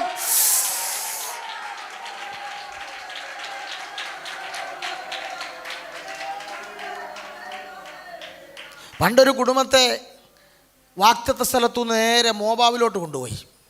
സ്തോത്രം. പക്ഷെ ദൈവം എന്ത് ചെയ്യുന്നറിയാമോ? യവക്കൊയ്ത്തിൻ്റെ ആരംഭത്തെങ്കിൽ ആ കുടുംബത്തെ മടക്കി ബേത്ലഹേമിൽ കൊണ്ടുവന്നു. സ്തോത്രം. ദൈവത്തിൻ്റെ വാക്തത്വം നിങ്ങളുടെ സഭയ്ക്കകത്ത് നീ ഈ ചർച്ച നിൽക്കുമ്പോഴാണ് നിനക്ക് വാക്തത്വം വെളിപ്പെടുന്നത്. സമയമാകുമ്പോഴത്തേക്ക് ചിലർ പിശാച് പറയും, പോയേക്കെ ഈ സഭയിൽ നിന്ന് പോയിട്ട് അപ്പുറത്ത് ഏജി പോകാം, അതാണ് നല്ലത്. സാത്താൻ്റെ ടെക്നിക്ക് എങ്ങനെയാണ്? സ്തോത്രം. മനസ്സിലായില്ലേ? പക്ഷെ ദൈവത്തിൻ്റെ വിശ്വസ്ത എന്താണെന്നറിയാവോ? ചിലത് പോയാലും വാക്തത്വം ഇവിടെ ആയതുകൊണ്ട് മടക്കി കൊണ്ടുവരും. ചിലതിനെ കൊണ്ടുവരും. സ്തോത്രം. അപ്പോൾ കർത്താവ് പറഞ്ഞു കാത്തിരിക്കണം. എവിടെ കാത്തിരിക്കണമെന്ന് പറഞ്ഞു, ലൊക്കേഷൻ പറഞ്ഞതിൻ്റെ കാരണം ഇവരിൽ ഭൂരിഭാഗം ആളുകളും ഗലീലക്കാരാണ്. ശിഷ്യന്മാരെ ഭൂരിഭാഗം ആളുകളും. അപ്പോൾ ഇവർ ഗലീലെ പോകാൻ സാധ്യതയുണ്ട്. അതുകൊണ്ട് ദൈവം കർത്താവ് പറഞ്ഞു, നിങ്ങൾ യെരുശലേമിൽ തന്നെ എന്ത് ചെയ്യണം? കാത്തിരിക്കണം. സ്തോത്രം. 3, എന്തിനു വേണ്ടി കാത്തിരിക്കണം? സ്തോത്രം. പിതാവിൻ്റെ വാക്തത്വത്തിനായി കാത്തിരിക്കണം. The promises of the father. എന്തിനു വേണ്ടി കാത്തിരിക്കണം? പിതാവിൻ്റെ വാഗ്ദത്തം. അപ്പോൾ വാഗ്ദത്തത്തിന് ഒരു കാത്തിരിപ്പ് അനിവാര്യമാണ്. എബ്രായലേഖനം പറയുന്നു, വാഗ്ദത്തം പ്രാപിപ്പാൻ സഹിഷ്ണുത ആവശ്യം. വാഗ്ദത്തത്തിനൊരു കാത്തിരിപ്പ് ആവശ്യം. ഞാൻ എപ്പോഴും പറയാറുണ്ട്, സ്തോത്രം, പെന്തക്കോസ്തിലെ ഒരു നല്ല ശതമാനം ആളുകളുടെ ഒരു സമാധാനത്തിന് പറയുന്നൊരു പദമാണ്, വാഗ്ദത്തം ഞങ്ങളോട് ഉണ്ട്. ഇവിടെ മുമ്പ് പാസ്റ്ററും പറഞ്ഞു, വാഗ്ദത്തം ഞങ്ങളോട് ഉണ്ട്. ഞാൻ പുസ്തകം പഠിച്ചതിനകത്ത് എനിക്ക് മനസ്സിലായത് വാഗ്ദത്തം ഉണ്ടെന്നും പറഞ്ഞ് പെരയ്ക്കാതിരിക്കത്തേ ഉള്ളൂ, ഒന്നും നടക്കുകയല്ല. തെറ്റ്. ഞാൻ വാക്യം തെളിയിക്കാൻ പോവാ, തെളിയിച്ചിട്ടേ പോവുള്ളൂ അടുത്ത ഭാഗത്തോട്ട്. സ്തോത്രം. 3 കാര്യങ്ങൾ ഓടിച്ചെന്ന് പറയാം. സ്തോത്രം. ഈ വാഗ്ദത്തത്തിൻ്റെ ഒരു സ്വഭാവം എങ്ങനെയാണെന്നറിയാം. പൊതുവെ നിങ്ങളൊരു വാഗ്ദത്തം കേട്ടാൽ അടുത്ത 5 വർഷമോ 10 വർഷമോ 15 വർഷമോ 20 വർഷവും ചിലപ്പോൾ കേട്ട വാഗ്ദത്തവുമായി നിങ്ങളുടെ ലൈഫിന് ഒരു ബന്ധവും കാണുകയില്ല. മനസ്സിലായില്ലേ? അനുഗ്രഹിക്കുമെന്ന വാഗ്ദത്തം കേട്ടത്, പക്ഷേ അടുത്ത ആഴ്ച ജപ്തി നടക്കും. മിണ്ടുന്നില്ല. അപ്പോൾ നിങ്ങൾ പറയും, കഴിഞ്ഞ ഉപവാസ പ്രാർത്ഥനയ്ക്ക് വന്ന പ്രവാചകൻ വെറും കള്ളനായിരുന്നു പറയും. നമുക്ക് ഈ പെട്ടെന്ന് നടക്കുന്ന ദൂത് പറയുന്നവരോടാണ് ഇഷ്ടം. ഉയർത്തുമെന്നായിരുന്നു ദൂത്, ഉണ്ടായിരുന്ന ജോലിയുടെ പോയി. സ്തോത്രം. പക്ഷെ ഞാൻ പഠിച്ചിടത്തോളം വാഗ്ദത്തത്തിൻ്റെ ഒരു സ്വഭാവം, കേട്ടത് ഒരു വാഗ്ദത്തമാണ്, പക്ഷെ അടുത്ത 5, 10, 15, 20, 25 വർഷം, ചിലപ്പോൾ 40 കൊല്ലമൊക്കെ പോയിരിക്കാം, നീ കേട്ട വാഗ്ദത്തവുമായി ഒരു ബന്ധവും നിൻ്റെ ലൈഫിനില്ല. ആ കേട്ടതിൻ്റെ നേരെ ഓപ്പോസിറ്റ് ആയിരിക്കും ലൈഫിൽ സംഭവിക്കുന്നത്. അങ്ങനെ പല ആളുകളും വിശ്വാസത്തിൽ ക്ഷീണിച്ച് പോകുന്നത്. അതുകൊണ്ടാണ് പറഞ്ഞത് വാഗ്ദത്തം പ്രാപിപ്പാൻ സഹിഷ്ണുത. തെളിവ് വേണോ? 2 തെളിവ് തരാം. 17ാമത്തെ വയസ്സിൽ +2 പഠിക്കുന്ന പ്രായത്തിൽ ഒരു കൊച്ചു പയ്യൻ 2 വാഗ്ദത്തം കണ്ടു. ഒന്ന് തലയ്ക്ക് മീതെയുള്ള വാഗ്ദത്തം, ഒന്ന് കാൽച്ചുവട്ടിലുള്ള വാഗ്ദത്തം. തലയ്ക്ക് മീതെ സൂര്യനും ചന്ദ്രനും 11 നക്ഷത്രങ്ങളും തന്നെ നമസ്കരിക്കുന്നു. കാൽച്ചുവട്ടിൽ സഹോദരന്മാരുടെ കറ്റകളെല്ലാം തൻ്റെ കറ്റ എന്തു ചെയ്യുന്നു? നമസ്കരിക്കുന്നു. അടുത്ത 13 വർഷം ഈ വാഗ്ദത്തവുമായി ഈ ചെറുപ്പക്കാരൻ്റെ ലൈഫിന് യാതൊരു ബന്ധവുമില്ല. ഉണ്ടോ? നോ. ഇനി അത് മാത്രമല്ല, കണ്ടതന്നെ നമസ്കരിക്കുന്നു, പക്ഷെ അടുത്ത മിനിറ്റിൽ ആൾ പൊട്ടക്കിണറ്റില്ല. കണ്ടതുമായിട്ട് ബന്ധമുണ്ടോ? ഇല്ല. അടുത്ത മിനിറ്റിൽ അടിമച്ചന്തയില്ല. അടുത്ത മിനിറ്റിൽ പൊത്തിഫറിൻ്റെ വീട്ടിൽ. അടുത്ത മണിക്കൂറിൽ പീഡനക്കേസിലെ പ്രതി. അടുത്ത മണിക്കൂറിൽ ജയിലിൽ. കേട്ടതെന്താ? സ്വർഗത്തിൽ പോലും ഇത്ര മൗനതയില്ലല്ലോ. കേട്ടതെന്താ? നമസ്കരിക്കുമെന്ന്. വർഷം എത്രയായി? 13. നമ്മൾ വല്ലതായിരുന്നു തിരിച്ച് ഗ്രാനായപ്പള്ളി പോയനെ. യോസഫ് ആയതുകൊണ്ട് പിന്നെ അന്ന് ഗ്രാനായപ്പള്ളി ഇല്ലായിരുന്നു താനും. സ്തോത്രം. പോട്ടെ. ഒരു കാര്യം എനിക്ക് മനസ്സിലായി. ഇനി അത് മാത്രമല്ല, ഈ 13 വർഷത്തിൻ്റെ പ്രത്യേകത എന്നറിയോ? ഒരിക്കൽ പോലും യോസഫിൻ്റെ വിഷയത്തിൽ ദൈവം ഇടപെട്ടിട്ടുമില്ല. നമുക്കൊരു വിഷയം വന്നു, 25 കൊല്ലമായിട്ട് നമ്മൾ ശോധനയില്ല. ആട്ടെ, ഇടയ്ക്കിടയ്ക്ക് വരുന്ന പ്രവാചകനെല്ലാം തലയൊക്കെ ഉപയോഗിച്ച് മകനെ മകളെ വിളിക്കുന്നുണ്ട്, നമുക്കൊരു ധൈര്യം ഉണ്ടാകുന്നുണ്ടല്ലോ. 13 കൊല്ലമായി പുള്ളി ഇത്രയും പ്രശ്നത്തിൽ കൂടെ പോയിട്ട് ഞാൻ കൂടെ ഉണ്ടെന്ന് ഒരിക്കൽ പോലും ദൈവം അവനോട് സംസാരിച്ചിട്ടില്ല. പക്ഷേ അവനിലൂടെ മറ്റു പലരുടെയും വിഷയത്തിൽ ദൈവം സംസാരിച്ചു. അപ്പക്കാരൻ്റെ വിഷയത്തിൽ ഇടപെട്ടു, പാനപാത്രവാകൻ്റെ വിഷയത്തിൽ ദൂത് പറഞ്ഞു. കണ്ടില്ലേ? ഇനി അത് മാത്രമല്ല, യോസഫ് കാരാഗ്രഹത്തിൽ ചെന്നാൽ അവിടെ അനുഗ്രഹിക്കപ്പെടുന്നു. പൊത്തിപ്പറിന് പിടികിട്ടി, ഇവൻ്റെ മൊത്തം ഏൽപ്പിച്ചേക്കാം, ഇവൻ വരുന്നിടമെല്ലാം എന്തു ചെയ്യുക? മനസ്സിലായില്ലേ? യോസഫേ, നീ എല്ലാവർക്കും ഒരു അനുഗ്രഹമാണ്, പക്ഷെ നിനക്ക് മാത്രം അനുഗ്രഹമില്ല. നീ കാലൂത്തുന്നിടത്തെല്ലാം അനുഗ്രഹമാണ്, പക്ഷെ നിനക്ക് മാത്രം എന്തില്ല? അനുഗ്രഹമില്ല. ഞാൻ ഈ ഭാഗമെല്ലാം പഠിച്ചപ്പം ദൈവം എന്നോട് പറഞ്ഞു, സഫന്യാവിൻ്റെ പുസ്തകത്തിലാണെന്ന് തോന്നുന്നൊരു വാക്യമുണ്ട്, ഞാൻ സ്നേഹത്തിൽ മിണ്ടാതിരിക്കും. ദൈവത്തിൻ്റെ ചില മൗനതയ്ക്കകത്തും നിന്നോടുള്ള സ്നേഹമുണ്ട്.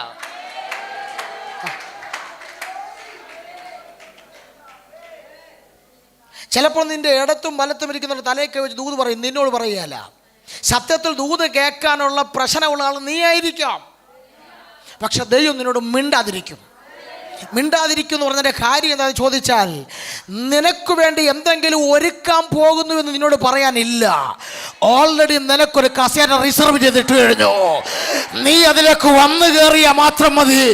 ഇന്ന് പകൽ ചിലരോട് ദൈവാത്മാ പറയുന്നു, എൻ്റെ സ്നേഹത്തിനകത്ത് നിനക്കുള്ള കരുതലുണ്ട്.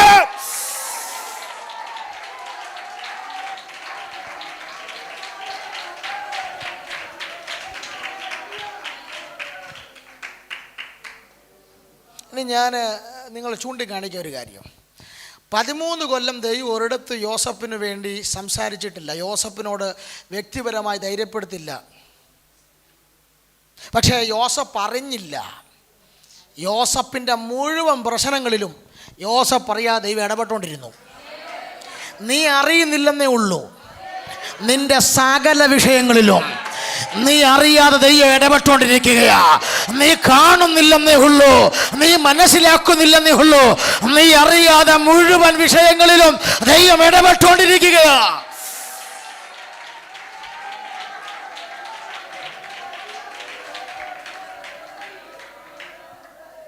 ഞാൻ തെളിവ് തരാം. യോസഫിനെ പ്രാർത്ഥിച്ച് അപ്പനാണ് വിട്ടത് സഹോദരന്മാർ ക്ഷേമം അന്വേഷിക്കാൻ. അപ്പം പ്രാർത്ഥിച്ച് വിട്ട മോഹന പിന്നെ തിരിച്ചു വന്നിട്ടില്ല. ഈ സഹോദരന്മാരെടുത്തോട്ട് ചെല്ലുമ്പോൾ സഹോദരന്മാർ ദൂരെ എന്ന് പറഞ്ഞതോ സ്വപ്നക്കാരൻ വരുന്നുണ്ട്, കൊന്നു കളഞ്ഞേക്കാന്ന് പറഞ്ഞു. അവരുടെ ഫസ്റ്റ് പ്ലാൻ എന്തായിരുന്നു? കൊന്നു കളഞ്ഞേക്കാം. അങ്ങനെ അവർ പറഞ്ഞിരിക്കുന്ന അവിടെ എന്ത് ചെയ്തേക്കാം? കൊന്നു കളഞ്ഞേക്കാം. ദൈവം എന്താ ചെയ്തെന്നറിയാമോ? കൊല്ലാൻ ഒരുമിച്ച് തീരുമാനമെടുത്തതിനകത്തുനിന്ന് ദൈവം ഒരുത്തനെ പിടിച്ചു. പേര് രൂപൻ. അവൻ പറഞ്ഞു, കൊല്ലണ്ട, നമ്മുടെ അസ്ഥിയും നമ്മുടെ മാംസവുമല്ലേ. അപ്പം കൂടെ വന്നമാർ ചോദിച്ചു, ഇടം നീയും കൂടെ ചേർന്നില്ല തീരുമാനം എടുത്ത് ഇച്ചിരി മുമ്പ് കൊന്നേക്കാം, തട്ടിയേക്കാന്ന്. അതെ. പിന്നെ ഇപ്പോൾ എന്താ ഒരു മാറ്റം? എനിക്കറിയത്തില്ല, പക്ഷേ എൻ്റെ മനസ്സ് പറയുന്നു കൊല്ലണ്ട, നമ്മുടെ അസ്ഥിയും നമ്മുടെ മാംസവുമല്ലേ, നമുക്ക് അവനെ എന്ത് ചെയ്തേക്കാം? പൊട്ടക്കിണറ്റിൽ. മനസ്സിലായില്ലേ? നീ അറിയുന്നില്ല, വാക്തത്വമുള്ളവനെ കൊന്നു കളയാൻ ഏതെല്ലാം ഗൂഢാലോചന ഒരുക്കിയാലും അത് പൊളിച്ചെടുക്കാൻ അതിനകത്തുനിന്ന് ഒരുത്തനെ നിനക്ക് വേണ്ടി തൊടാൻ ഇന്നും എൻ്റെ ദൈവത്തിന് കരുത്തുണ്ടെന്ന് പരിശുദ്ധാത്മാവ് ദൂത് പറയുമ്പോൾ വിശ്വസിക്കുന്നവർ ദൈവത്തിന് നല്ല ആരാധന കൊടുത്ത് പറ, നമ്മുടെ ദൈവം എൽ ശദായി.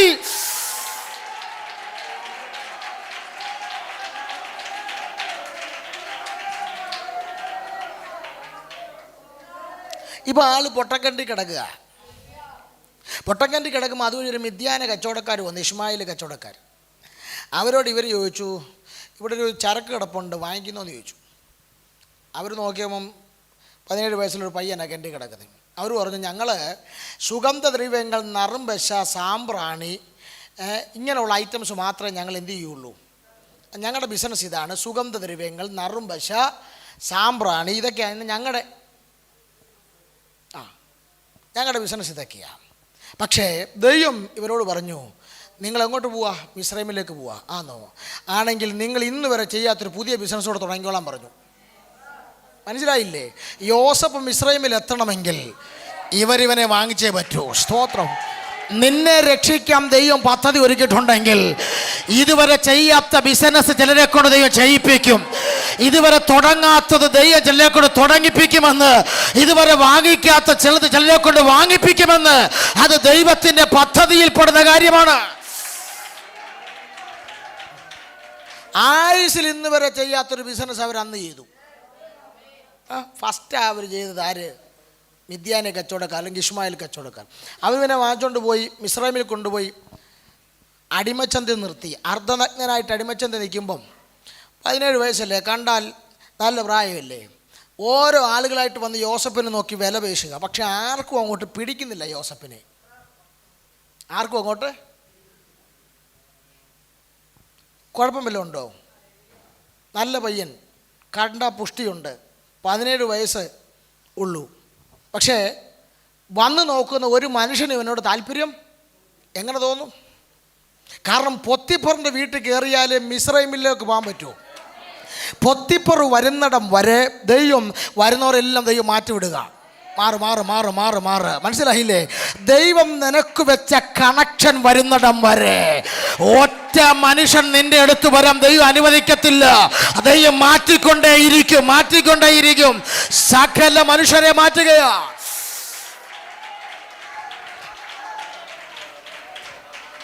പൊത്തിപ്പർ വന്ന് ഒറ്റ നോട്ടം നോക്കിയതേ ഉള്ളൂ, വില പറഞ്ഞ് അപ്പോഴേ വാങ്ങിച്ചോണ്ട് പോയി.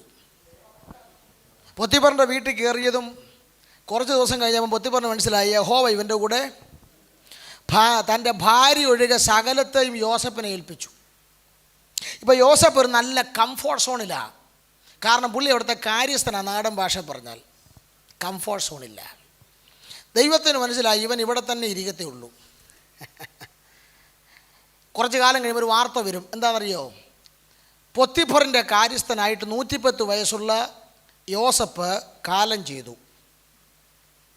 പത്രത്തിൽ വാർത്ത വരും. പൊത്തിഫറിൻ്റെ കാര്യസ്ഥൻ യോസഫ് 110 വയസ്സ് എന്ത് ചെയ്തു? കാലം ചെയ്തു എന്ന് പറഞ്ഞാൽ മരിച്ചെന്ന്. കാര്യം പുള്ളി കംഫോർട്ട് സോണില്ല, പുള്ളിക്ക് ഒരു പ്രശ്നമില്ല, പുള്ളി ഹാപ്പിയാണ്. ദൈവം പറഞ്ഞു, നിന്നെ ഞാൻ അവിടുന്ന് നിൻ്റെ അപ്പൻ്റെ നാട്ടിൽ നിന്ന് ഇങ്ങോട്ട് കൊണ്ടുവന്നത് പൊത്തിഫറിൻ്റെ കാര്യവിചാരകനായിട്ട് ഇരിക്കാനല്ല, മിസ്രൈമിലെ പ്രൈം മിനിസ്റ്റർ ആകാനാ. സ്തോത്രം. നീ അവിടെ എത്തേണ്ടതിന് പകരം നീ ഇതിനകത്ത് വന്ന് ഇങ്ങനെ കംഫോർട്ട് സോണിൽ ഇരിക്കുകയാണോ? ഉടനെ ദൈവം എന്ത് ചെയ്തു? പൊത്തിഫറിൻ്റെ ഭാര്യയോട് പറഞ്ഞു, അവനെ ഒന്ന് ഇളക്കിയേക്കാൻ പറഞ്ഞു. മനസ്സിലായില്ലേ? ആ പീഡന കേസ് യോസഫിന് വന്നതിൻ്റെ പുറകിലും ദൈവത്തിനൊരു കരമുണ്ട്. എന്തിനാണെന്നറിയോ? ഇവനെ അതിനകത്തൊന്ന് വെളിയിറക്കണമെങ്കിൽ ചില കംഫോർട്ട് സോണുകൾ പൊട്ടിച്ച് ചിലതിനെ വാക്തത്വത്തിലേക്ക് വലിച്ചിറക്കാൻ എൻ്റെ ദൈവം ചിലതിനെ ഇളക്കും നിനക്കെതിരെ. അതിൻ്റെ പുറകിലും ദൈവത്തിന് ഒരു പദ്ധതി ഉണ്ടെന്ന് മനസ്സിലാകുന്നവർക്കായി ഞാൻ സ്തോത്രം ചെയ്യുന്നു.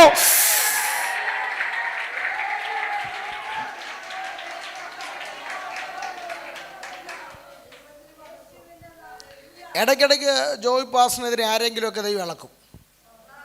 ഇളക്കിയേ പറ്റുള്ളൂ, അല്ലെങ്കിൽ ജോയ് പാസ് വലിയ കംഫോർട്ട് സോണിൽ അങ്ങ് പോകും. ഇളക്കി വിടുന്നതിൻ്റെ ഉദ്ദേശം എന്താണെന്നറിയോ? വേറൊരു ഡെസ്റ്റിനേഷൻ കിടപ്പുണ്ട് നിനക്ക്, നീ അവിടെ എത്തണം. പണ്ട് ഞാനൊരു കാഴ്ച കണ്ടു.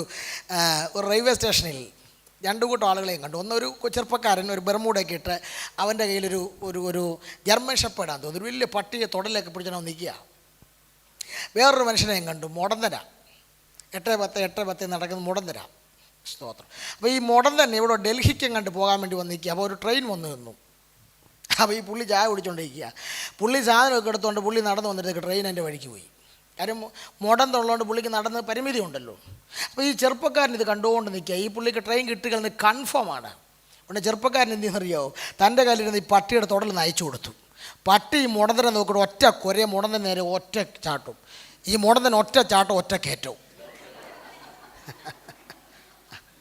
എന്നിട്ട് ആ ട്രെയിനിൻ്റെ വാതക്ക് നിന്നുകൊണ്ട് ഈ മുടന്തൻ ഈ ചെറുപ്പക്കാരനെ തെറി വിളിച്ചുകൊണ്ടിരിക്കുക. ഞാൻ പറഞ്ഞിടേ, നീ ഡൽഹിയിൽ പോയിട്ട് തിരിച്ചു വരുമ്പോൾ അവന് ചായം പരിപാടി വാങ്ങിച്ചു കൊടുക്കുക. ഇല്ല, നീ ആയുസ് ഡൽഹിയിലെത്തത്തില്ലായിരുന്നു. മനസ്സിലാവുന്നുണ്ടോ? അത് ചിലതിനെയൊക്കെ നിനക്ക് നേരെ കെട്ടടിച്ചു വിടാൻ ദൈവം അനുവദിക്കുന്നത് നിന്നെ ലക്ഷ്യത്തിലെത്തിക്കാനാ. നിന്റെ സഭ ഇതിനകത്ത് നിൽക്കേണ്ടതല്ല, ഏതെങ്കിലും ഒരു ബൗണ്ടറിക്കകത്ത് ഒതുങ്ങേണ്ടതല്ല. ചില അസാധാരണ ലക്ഷ്യങ്ങളിൽ എത്തിക്കാൻ ദൈവം ചിലതിനെ അഴിച്ചു വിടുമ്പോൾ അതിൻ്റെ പുറകിലുള്ള ദൈവകരം മറന്നു പോകരുത്.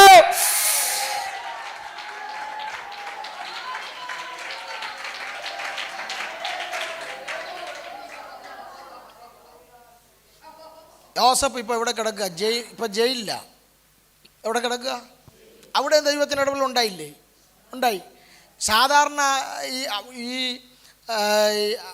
പൊത്തിപ്പർ എന്ന് പറഞ്ഞ ആൾ ചെറിയ ഗവൺമെൻറ് ഉദ്യോഗസ്ഥനാണ്. അവൻ്റെ ഭാര്യയുമായിട്ട് പീഡിപ്പിക്കാൻ ശ്രമിച്ചെന്ന് പറഞ്ഞ് ഒരുത്തനെ കൊണ്ടിരുന്ന ജയിലിൽ എവിടെ ആയിരിക്കും? വല്ല പിടിച്ചുപറിക്കാരുടെ കൂടെയും അല്ലെങ്കിൽ കൊലപാതക കേസ് പ്രതിയായിരിക്കുന്നതിൻ്റെ കൂടെ. പക്ഷേ ഇവനെ കൊണ്ടിട്ടത് എവിടെയാണെന്നറിയോ? രാജകൊട്ടാരത്തിൽ ജോലി ചെയ്യുന്ന, കൊട്ടാരത്തിൽ എന്തെങ്കിലും തെറ്റ് കാണിച്ചാൽ ശിക്ഷിക്കുന്നവരുടെ കൂടെ കൊണ്ടിട്ടു. അതിൻ്റെ കാര്യം എന്ന് വെച്ചാൽ ദൈവം എന്നോട് പറഞ്ഞു, ഇവൻ കൊച്ചു പയ്യനല്ലേ, 30 വയസ്സൊക്കെ ആവുന്നേ ഉള്ളൂ. പെട്ടെന്ന് പ്രൈം മിനിസ്റ്ററായിട്ട് അവിടുത്തെ മന്ത്രിയായിട്ട് കയറിയിരിക്കുമ്പം അത് വരത്തനായ ഒരുത്തം വന്ന് മന്ത്രിയായിട്ടിരിക്കുമ്പോൾ ഇഷ്ടപ്പെടും ആളുകൾക്ക്. അവനെ എപ്പോൾ തള്ളി താഴ്ട്ടെന്ന് ചോദിച്ചാൽ. അതുകൊണ്ട് ദൈവം പറഞ്ഞു, പ്രൈം മിനിസ്റ്റർ ആകുന്നതിന് മുമ്പ് ഈ കൊട്ടാരത്തെക്കുറിച്ചും കൊട്ടാരത്തിൻ്റെ ഭാഷയെക്കുറിച്ചും കൊട്ടാരത്തിൻ്റെ രീതികളെക്കുറിച്ചും ഒക്കെ ഒന്ന് പഠിക്കണമെങ്കിൽ നീ അതുമായി ബന്ധമുള്ളവരോട് കിടക്കണം. മനസ്സിലാകുന്നുണ്ടോ? സ്തോത്രം. ചിലതൊക്കെ നിന്നെ അഭ്യസിപ്പിക്കാൻ ദൈവം എത്തിക്കേണ്ട ഡെസ്റ്റിനേഷനിൽ എത്തിക്കുന്നതിന് മുമ്പ് അതുമായി കണക്ഷൻ ഉള്ളവരുമായി ദൈവം നിന്നെ കൂട്ടിച്ചേർക്കുമ്പോൾ ഓർത്തുകൊള്ളുക, നിന്റെ റെലം മാറാൻ പോകുകയാ, നിന്റെ മിനിസ്ട്രി മാറാൻ പോകുകയാ, നിന്റെ ലെവല് മാറാൻ പോകുകയാ, നീ ഒരു പ്രൊഫറ്റിക്കൽ ഓഫീസിലോട്ട് കയറാൻ പോകുകയാ. മനസ്സിലാകുന്നവർ ദൈവത്തിന് സ്തോത്രം ചെയ്ത് പറ. ചിലരുടെ തലത്തെ മാറ്റുന്ന ഒരു ദൈവിക ഇടപെടൽ. ഓ ശബന ഹദന ശബലഗടക ധുമൽ മന സൈന്ദൽ.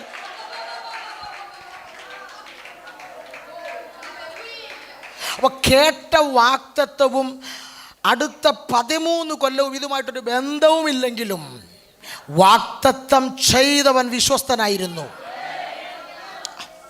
നീ ഒരു വാക്തത്വം കേട്ടു, അടുത്ത 40 കൊല്ലം ഇതുമായി ഒരു ബന്ധവുമില്ലെങ്കിലും നീ അവസാനം അതിൽ വരും. അതാ വാക്തത്വങ്ങളിൽ അവൻ വിശ്വസ്തൻ. വേറെ 2 ദൈവദാസന്മാർ രാവിലെ ആസിയയ്ക്ക് പോകാമെന്ന് ഓർത്ത് ടിക്കറ്റ് എടുത്തപ്പം പരിശുദ്ധാത്മാവ് തടഞ്ഞു. എന്നാൽ ബിദുന്യയ്ക്ക് പോകാമെന്ന് ഓർത്തപ്പം യേശുവിൻ്റെ ആത്മാവ് സമ്മതിച്ചുമില്ല. രാത്രി കിടന്നുറങ്ങിയപ്പം പൗലോസ് ഒരു കാഴ്ച കണ്ടു. ഞങ്ങളെ വന്ന് എന്ത് ചെയ്യണം? രക്ഷിക്കാം. നേരം വെളുത്തപ്പോൾ ശീലാസിനോട് പറഞ്ഞു, പെട്ടി വായിക്കൂത് നമ്മൾ പോവാം. എങ്ങോട്ട്? ഈജിയൻ കടൽ കടന്ന് മാസിഡോണിയയിലേക്ക് പോവാം. അതെന്താ? ഒരാൾ രാത്രി വന്ന് എന്നോട് പറഞ്ഞു, ഞങ്ങളെ വന്ന് എന്ത് ചെയ്യണം? രക്ഷിക്കണം. 2 ഉപദേശമാർ പോവുക. എങ്ങോട്ടാണെന്നറിയോ? മാസിഡോണിയയിൽ. ആരെയോ രക്ഷിക്കാൻ പോവുക. പക്ഷെ രക്ഷിക്കാൻ വേണ്ടി മാസിഡോണിയയിൽ എത്തിയ ആളുകളെ കുറച്ച് സമയം കഴിഞ്ഞപ്പോൾ ഞാൻ നോക്കിയപ്പം ഇവരെ ആരെങ്കിലും രക്ഷിക്കേണ്ട അവസ്ഥയാണ്. 2 ജയിലിൽ കിടക്കുക. എവിടെ? ഫിലിപ്പിയൻ കാരാഗ്രഹത്തിൽ. ഇപ്പോൾ ജാമ്യം എടുക്കാൻ പോലും ആരുമില്ല. കേട്ടോ ദൂതെന്താ? നിങ്ങളാരും ഇല്ല ഇവിടെ. ഞാൻ വന്നത് തന്നെ അബദ്ധമായെന്ന് എനിക്ക് തോന്നുന്നു. കേട്ട ദൂത് രക്ഷിക്കണം. ഇപ്പം ഇവരെ ആരെങ്കിലും രക്ഷിക്കേണ്ട അവസ്ഥയാണ്. പക്ഷെ ഒരാരാധന അങ്ങോട്ട് കഴിഞ്ഞപ്പം, അടിസ്ഥാനം പൊളിഞ്ഞപ്പം വാക്തത്വം കൺമുമ്പിൽ വന്ന് നിൽക്കുക. രക്ഷ പ്രാപിപ്പാൻ ഞങ്ങൾ എന്ത് ചെയ്യണം?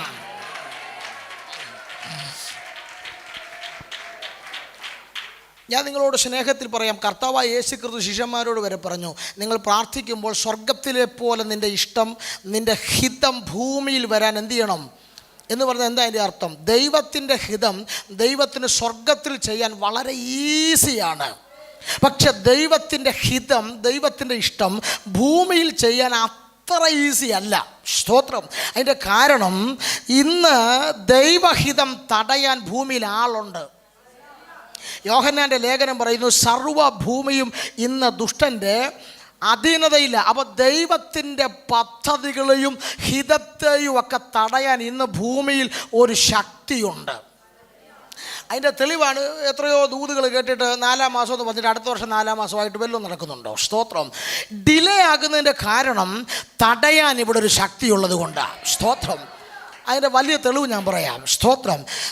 യേശുക്രിസ്തു കഴിഞ്ഞാൽ അടുത്ത ചരിത്രം കണ്ട, ലോകം കണ്ട 2ാമത്തെ മിഷണറിയാണ് ധന്യനായ പൗലോസ്ലീഹ. അദ്ദേഹം 3-ാം സ്വർഗം വരെ എടുക്കപ്പെട്ട മനുഷ്യൻ, 14 ഊറ്റമേറിയ ലേഖനം എഴുതിയ മനുഷ്യൻ, വെളിപ്പാടിൻ്റെ ആധിക്യമുള്ള മനുഷ്യൻ, ഹില്ലലിൻ്റെ ന്യായപ്രമാണ സ്കൂളിൽ പഠിച്ച മനുഷ്യൻ, സ്റ്റോയിക്കം തത്വശാസ്ത്രത്തിൽ ബിരുദാനന്ദ ബിരുദമുള്ള മനുഷ്യൻ, ഇത്രയും അസാധാരണക്കാരനായ ഒരു ദൈവ മനുഷ്യൻ തെസലോനിക്ക സഭയ്ക്ക് ലേഖനം എഴുതുമ്പോൾ പറയുക, അല്ലയോ തെസലോനിക്കരെ, ഞാൻ 2 പ്രാവശ്യം നിങ്ങളുടെ അടുക്കൽ വരാൻ ശ്രമിച്ചു, പക്ഷെ സാത്താൻ എന്നെ തടഞ്ഞു. I will try 2 times. ഞാൻ 2 പ്രാവശ്യം ശ്രമിച്ചിട്ടും സാത്താൻ എന്നെ തടഞ്ഞെന്ന്. പൗലോസിനെ പോലൊരു അതികായകനായ മനുഷ്യൻ്റെ, വെളിപ്പാടിൻ്റെ ആധിക്യമുള്ളൊരു മനുഷ്യൻ്റെ യാത്രയെ പിശാചു ഡിലേ ആക്കിയെങ്കിൽ നിങ്ങളുടെ കാര്യം എന്തായിരിക്കും? സ്തോത്രം.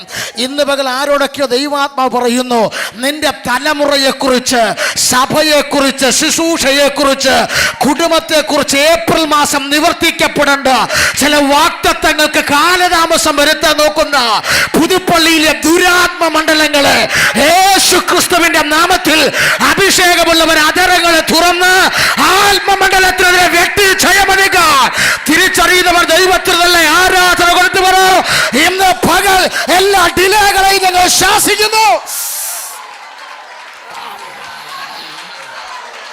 ചുടമന ജന ധര ധര ധര ധര ധര ധര ശബരഘടക ജഗലഘടക ശമനഘടക ക്ഷരാധര അടക ദുര ബൗഡവർമന ധൂമൽമനാധര.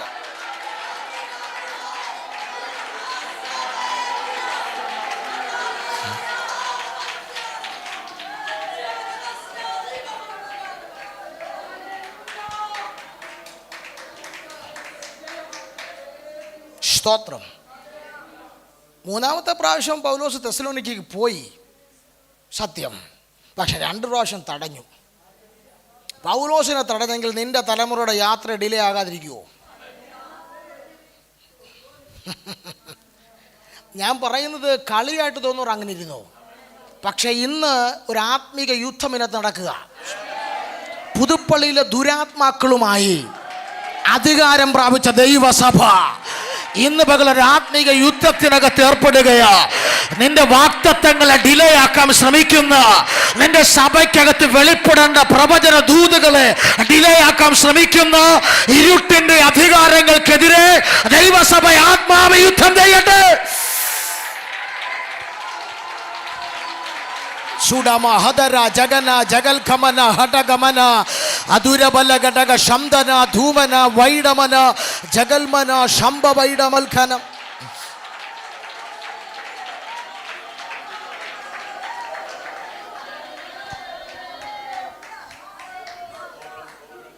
രണ്ട്, യബ്ബേസിൻ്റെ പ്രാർത്ഥന എത്ര പേർ ശ്രദ്ധിച്ചിട്ടുണ്ടെന്ന് എനിക്കറിയത്തില്ല. യബ്ബേസിനെ കുറിച്ച് എഴുതിയിരിക്കുന്നു, യബ്ബേസ് സഹോദരന്മാരെക്കാൾ ഏറ്റവും മാന്യനായിരുന്നു. അദ്ദേഹം ദൈവത്തോട് ചോദിച്ച് 2-3 കാര്യങ്ങൾ. ഒന്ന്, നീ എൻ്റെ അതിരുകളെ എന്ത് ചെയ്യണം? വിശാലപ്പെടുത്തണം. 2, അനർത്ഥം വ്യസന കാരണമായി അവൻ ചോദിച്ചതെല്ലാം ദൈവം അവന് കൊടുത്തു. കൊടുക്കാനുള്ള കാരണം സഹോദരന്മാരെക്കാൾ അവൻ എന്തായിരുന്നു? മാന്യനായിരുന്നു. നമ്മൾ വിചാരിക്കുന്ന മാന്യതയല്ല അതിൻ്റെ എബ്രായ പദം നമ്മൾ ശ്രദ്ധിച്ചാൽ മനസ്സിലാകുന്നത്. സ്തോത്രം. ചോദിച്ചതെല്ലാം മെറ്റീരിയലായിട്ടുള്ള ബ്ലെസ്സിങ്സാണ്.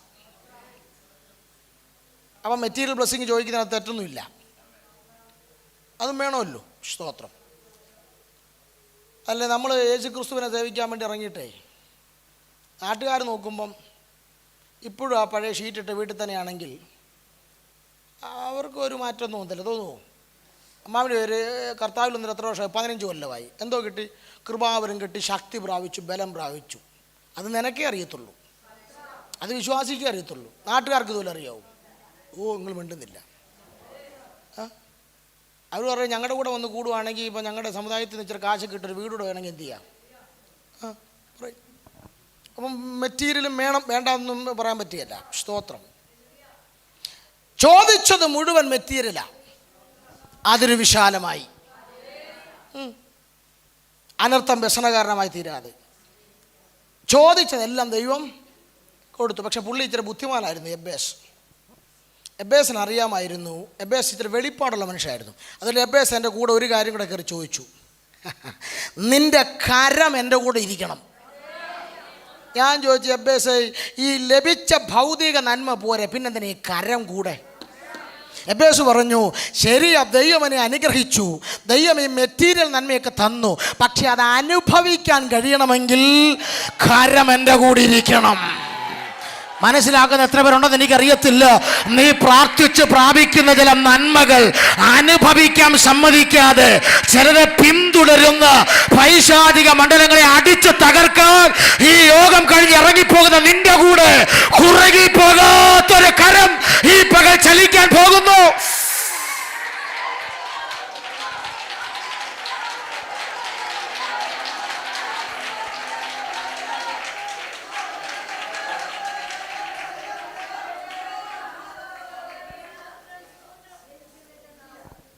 ഒരു ദിവസം 3, 4, 5 ആളുകളൊക്കെ എന്നെ വിദേശത്തുനിന്ന് വിളിക്കും, കാനഡ, അമേരിക്ക എന്നൊക്കെ സൂമിൽ പ്രാർത്ഥിക്കാനൊക്കെ. അതിൽ കഴിഞ്ഞ ദിവസം ഒരു സഹോദരൻ വിളിച്ചു കാനഡയിൽ നിന്ന്, എന്നെ വളരെ ചിന്തിപ്പിച്ചു. പുള്ളിയും കരച്ചിലാണ്. ഞാൻ ചോദിച്ചു, ബ്രദർക്ക് കാനഡ തന്നെയാണോ? അതെ പാസ്റ്റർ. പുള്ളി ക്യാമറ ചരിച്ച് വെച്ച് കാണിച്ചു മഞ്ഞ് കിടക്കുന്നത്.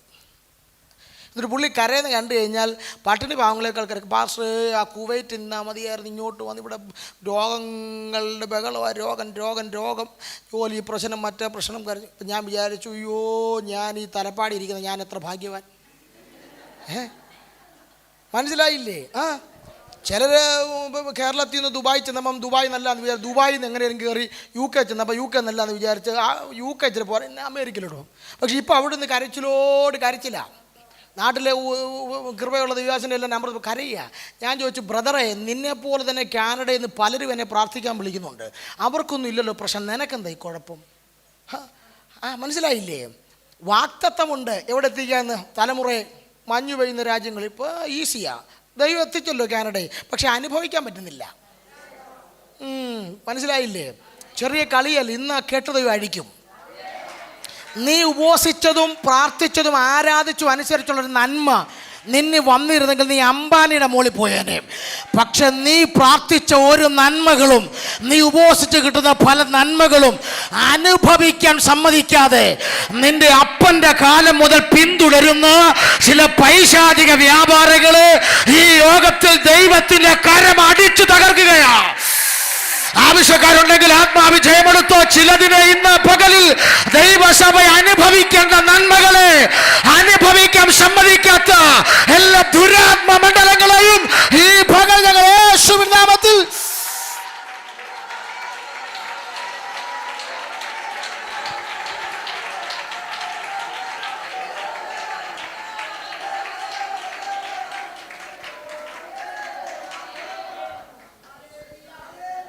അപ്പോൾ ഒന്ന്, വാക്തത്വം ഡിലേ ആക്കുന്നൊരു പോര്. രണ്ട്, വാക്തത്വം അനുഭവിക്കാതിരിക്കാൻ നോക്കുന്നൊരു ശക്തി. മൂന്നാമത്തെ കാര്യം കൂടെ പറഞ്ഞ് ആ സബ്ജക്റ്റിന് വിടാം. സ്തോത്രം. എബ്രായ ലേഖനം 4-ാം അധ്യായത്തിൻ്റെ 1-ാം വാക്യത്തിൽ പൗലോസായിരിക്കാം എഴുതിയതെങ്കിലും ഇനി ആരെങ്കിലും ആട്ടെ, സ്തോത്രം, എഴുത്തുകാരൻ ഒരു സംഭവം പറയുന്നുണ്ട്. സ്തോത്രം. 12 പ്രബോധനങ്ങളുണ്ട് എബ്രായ ലേഖനത്തിൽ. അതിൽ ഇവിടെ ഈ 4-ന്റെ-1 പറയുന്നത് ഭയപ്പെടുവാനുള്ള പ്രബോധനമാണ്. ആ വാക്യം അവസാനിക്കുന്നത് എങ്ങനെയാണ്? ഭയപ്പെടുക എന്ന് പറഞ്ഞാൽ. അപ്പം എന്തിനുള്ള പ്രബോധനമാണ്? ഭയപ്പെടാൻ. വായിക്കുന്നവരെല്ലാം ഭയപ്പെടണമെന്നാണ് എഴുത്തുകാരൻ പറഞ്ഞത്. എന്താ ഭയപ്പെടാൻ പറയുന്നതിൻ്റെ കാര്യം? ഒരു ജനത്തെ ചൂണ്ടി എബ്രായ ലേഖന കർത്താവ്, ആ ജനത്തിൻ്റെ പേര് ഇസ്രായേൽ. സ്തോത്രം. അവർക്കൊരു വാക്തത്വം ഉണ്ടായിരുന്നു. എന്തായിരുന്നു വാക്തത്വം? സ്വസ്ഥതയിൽ പ്രവേശിക്കുമെന്നൊരു വാക്തത്വം. അത് അക്ഷരിക കനാനാണ്. സ്തോത്രം. പക്ഷെ ഈ വാക്തത്വം ശേഷിച്ചിരിക്കെ, അണ്ടർലൈൻ ചെയ്തോണ പദം, വാക്തത്വം ശേഷിച്ചിരിക്കെ അവരിൽ പലർക്കും എന്ത് ചെയ്തില്ല? ആ വാക്തത്വത്തിൽ പ്രവേശിക്കാൻ കഴിഞ്ഞില്ല. കേൾക്കുന്നുണ്ടല്ലോ? അവരിൽ ചിലരെ പോലെ നിങ്ങൾക്കും സംഭവിക്കാതിരിപ്പാൻ നിങ്ങൾ ഭയപ്പെടണം. അതിൻ്റെ അർത്ഥം എന്താ? 20 ലക്ഷത്തോളം പേര് ഇറങ്ങി മിസ്രൈമിൽ നിന്ന്. വാക്തത്വം എന്ന സ്വസ്ഥതയിൽ പ്രവേശിച്ചത് ആ തലമുറയിലെ 2 പേർ. ആ തലമുറയിൽ പിന്നെ 20 താഴോട്ടുള്ള എല്ലാം പുതിയ പിള്ളേരാണ്. സ്തോത്രം. ബാക്കിയെല്ലാം വാക്തത്വത്തിൽ കയറിയോ? ഇല്ല.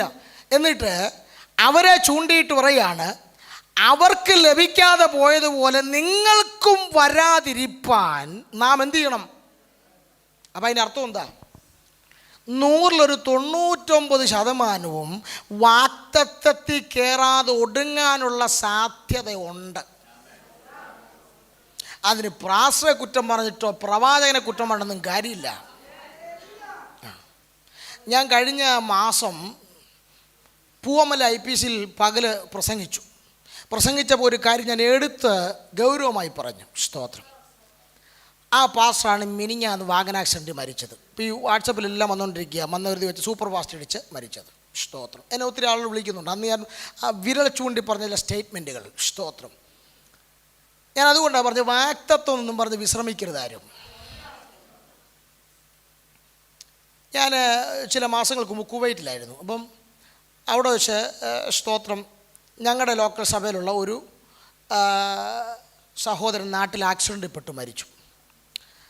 ഞാൻ നാട്ടിൽ വന്നപ്പോൾ ഞാൻ ഒരു മീറ്റിങ്ങിന് പോകുന്ന വഴി ആ വീട്ടിലൊന്ന് ചുമ്മാ കയറി. സ്തോത്രം. കാരണം ഞാൻ മരണസമയത്ത് ഇവിടെ ഇല്ലായിരുന്നു. ആ ആൻറ്റി എന്നെ സൺഡേ സ്കൂളിൽ പഠിപ്പിച്ച പണ്ട്. ഞാൻ അവരോട് സംസാരിച്ചുകൊണ്ടിരിക്കുമ്പോൾ ഈ സഹോദരി റൂമിനകത്തോട്ട് കയറിപ്പോയി ഇത്രയുള്ള ഒരു വലിയ തടിയൻ ഒരു പുസ്തകം, ഒരു വലിയ ബുക്കുമായിട്ട് വന്നു എൻ്റെ മുന്നിൽ വെച്ചു. അതിങ്ങനെ തുറന്ന് നോക്കിയപ്പോൾ കുരുകുരോന്ന് എഴുതിയിരിക്കാൻ നിറച്ചു. എന്നോട് പറഞ്ഞു, ഇത് മുഴുവൻ എൻ്റെ ഡെന്നിമോനെക്കുറിച്ചുള്ള പ്രവചനങ്ങളാണ്. ഏത് പ്രവാചകൻ സഭയിൽ വന്നാലും ആദ്യം തലയെ കേകി വെക്കുന്ന ഇവൻ്റെ ആയിരുന്നു. ഇത് മുഴുവൻ എൻ്റെ ഡെന്നിമോനെക്കുറിച്ചുള്ള പ്രോഫസികളാണ്. ഡെന്നിമോൻ ശവപ്പറമ്പിൽ അഴുകി കഴിഞ്ഞിട്ട് ദിവസങ്ങളായി. ഒരാളുടെ കാര്യമേ ഞാൻ പറഞ്ഞുള്ളൂ. നിങ്ങളുടെ വിശ്വാസം പോകാതിരിക്കാൻ എക്സാമ്പിൾ ഒന്നേ പറയുന്നുള്ളൂ. എനിക്ക് ഒത്തിരി പേർ പറയാനുണ്ട്. ബൈബിളിൽ തന്നെ പറയാനുണ്ട് ചിലർ നടക്കാതെ പോയവരുടെ. സ്തോത്രം. അപ്പം ഇതൊരു സാധ്യതയുണ്ട്, ഭയങ്കര സാധ്യതയാണ്. പാസ്റ്റർമാർ ആവേശം മൂക്കുമ്പോൾ സ്റ്റേജ് ചെയ്യുന്ന പലതും വിളിച്ച് പറയും വാക്തത്വമുണ്ട്, പാണ്ടിലോറ് കയറിയാലും ചാകുകയില്ലെന്നൊക്കെ. പാണ്ടിലോറ് വരുമ്പോൾ ഒന്ന് നിന്ന് നോക്കണം, ചാവുമല്ലോ എന്നറിയാം. സ്തോത്രം. ഞാൻ ഈ പറഞ്ഞതിൻ്റെ അർത്ഥം നിരുത്സാഹപ്പെടുത്തുകയല്ല. നിങ്ങൾ ആവർത്തന പുസ്തകം 1-ാം അധ്യായം 3-ാം അധ്യായം കൂടെ കണക്ട് ചെയ്തെന്ന് ഇപ്പോൾ ഇരുന്ന് വായിക്കണ്ട. ഞാൻ കുറേ വായിച്ചിട്ടേ പറയാൻ പോകുന്ന കാര്യം കണ്ടുപിടിച്ചേ. സ്തോത്രം.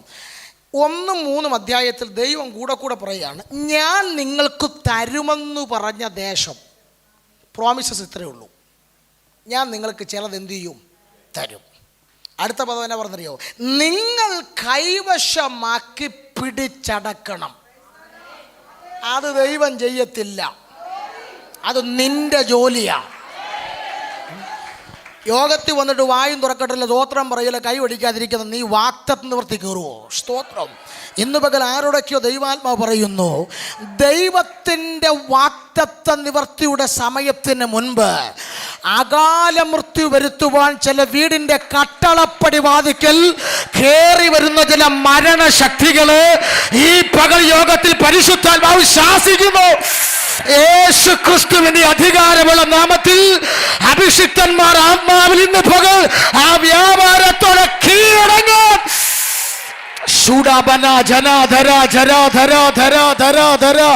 കൃപ ലഭിച്ചവർ ആത്മാവിജയമെടുക്കട്ടെ. ദൈവത്തിന്റെ വാക്തത്വം നിവർത്തിക്ക് മുമ്പ് ചിലതിന്റെ പ്രാണന് നേരെ കയറി വരുന്ന ഒടുങ്ങ പകയുള്ള പൈശാചിക വ്യാപാരങ്ങൾ ഈ യോഗത്തിൽ ആത്മമണ്ഡലത്തിൽ ഞങ്ങൾ നിരോധിക്കുന്നു.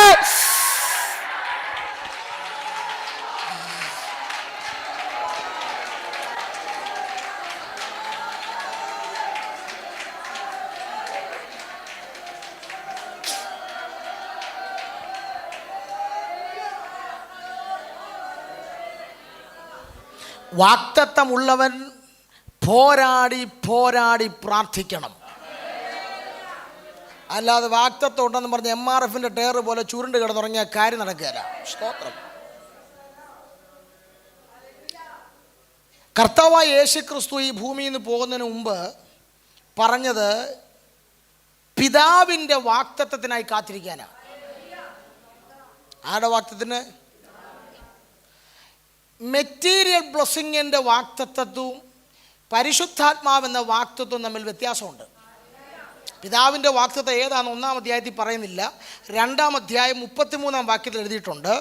പിതാവിൻ്റെ വലതുഭാഗത്തോട്ട് ആരോഹണം ചെയ്തു, പിതാവിൽ നിന്ന് അവൻ വാങ്ങിച്ചു എന്ന പരിശുദ്ധാത്മാവെന്ന വാക്തത്വം. അപ്പം ഒരു കാര്യം കൺഫേമാണ്, പിതാവിൻ്റെ വാക്തത്വം പരിശുദ്ധാത്മാവാണ്. പക്ഷേ ഈ പരിശുദ്ധാത്മാവെന്ന വാക്തത്വം മെറ്റീരിയൽ ബ്ലെസ്സിങ്ങിൻ്റെ വാക്തത്വം തമ്മിലുള്ള വ്യത്യാസം പറയാം. അബ്രഹാം ഒഴിച്ചു ബാക്കി ആരിലും വ്യക്തിപരമായി കേട്ട വാക്തത്വങ്ങൾ അവരുടെ കല്ലറ കൊണ്ട് തീരുക പതിവ്. അബ്രഹാമിനോട് പറഞ്ഞ വാക്തത്വം ഇന്ന് ഇസ്രായേലിൽ നടക്കുന്നത്, നമ്മളിലും നടക്കുന്നുണ്ട്. സ്തോത്രം. പക്ഷെ ബാക്കി 99% വ്യക്തിപരമാണ്. നിങ്ങൾ കേട്ട വാക്തത്വം നിങ്ങളുടെ കല്ലറ കൊണ്ട് എക്സ്പയർ ആകും, അതിനു മുമ്പ് നിവർത്തിക്കപ്പെടും. പക്ഷേ പരിശുദ്ധാത്മാവെന്ന വാക്തത്വത്തിനൊരു പ്രത്യേകതയുണ്ട്. അതാണ് 2-ാം അധ്യായം 38-39 വാക്യങ്ങളിൽ പറയുന്നു, വാക്തത്വം നിങ്ങൾക്കും നിങ്ങളുടെ മക്കൾക്കും. ഏതു വാക്തത്വം? പരിശുദ്ധാത്മാവെന്ന ദാനം ലഭിക്കും എന്ന് പറഞ്ഞിട്ട് അടുത്ത വാക്യം വാക്തത്വം നിങ്ങൾക്കും. ഏത്? ദാനമായി ലഭിക്കുന്ന പരിശുദ്ധാത്മാവെന്ന വാക്തത്വം നിങ്ങൾക്കും നിങ്ങളുടെ മക്കൾക്കും. അപ്പോൾ ഈ വാക്തത്വത്തിൻ്റെ സ്പെഷ്യാലിറ്റി ഉണ്ട്, ഇത് നിങ്ങളുടെ കല്ലറ കൊണ്ട് തീരത്തില്ല. മനസ്സിലായ എത്ര ഉണ്ടെന്ന് എനിക്കറിയത്തില്ല. നിങ്ങളിൽ നിന്ന് തലമുറകളിലേക്ക് ഇമ്പാർട്ട് ചെയ്യുന്നൊരു വാക്തത്വമുണ്ടെങ്കിൽ, കൈമാറ്റം ചെയ്യുന്നൊരു വാക്തത്വമുണ്ടെങ്കിൽ അവന്റെ പേരാണ് തൃത്വത്തിൽ 3-ാമനായ പരിശുദ്ധാത്മാവ്.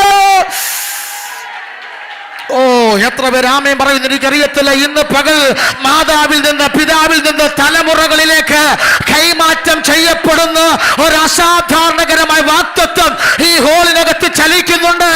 അവന്റെ പേരാണ് സാക്ഷാൽ പരിശുദ്ധാത്മാവ്. ശബന രമന ജഗന ധുമന വൈഡമന ഹത്തുനാഥന അടകതൽ കൗശ പ്രൗഢമക്ഷരം ധൂമൽ വൈഡമാനഗക്ഷസ്.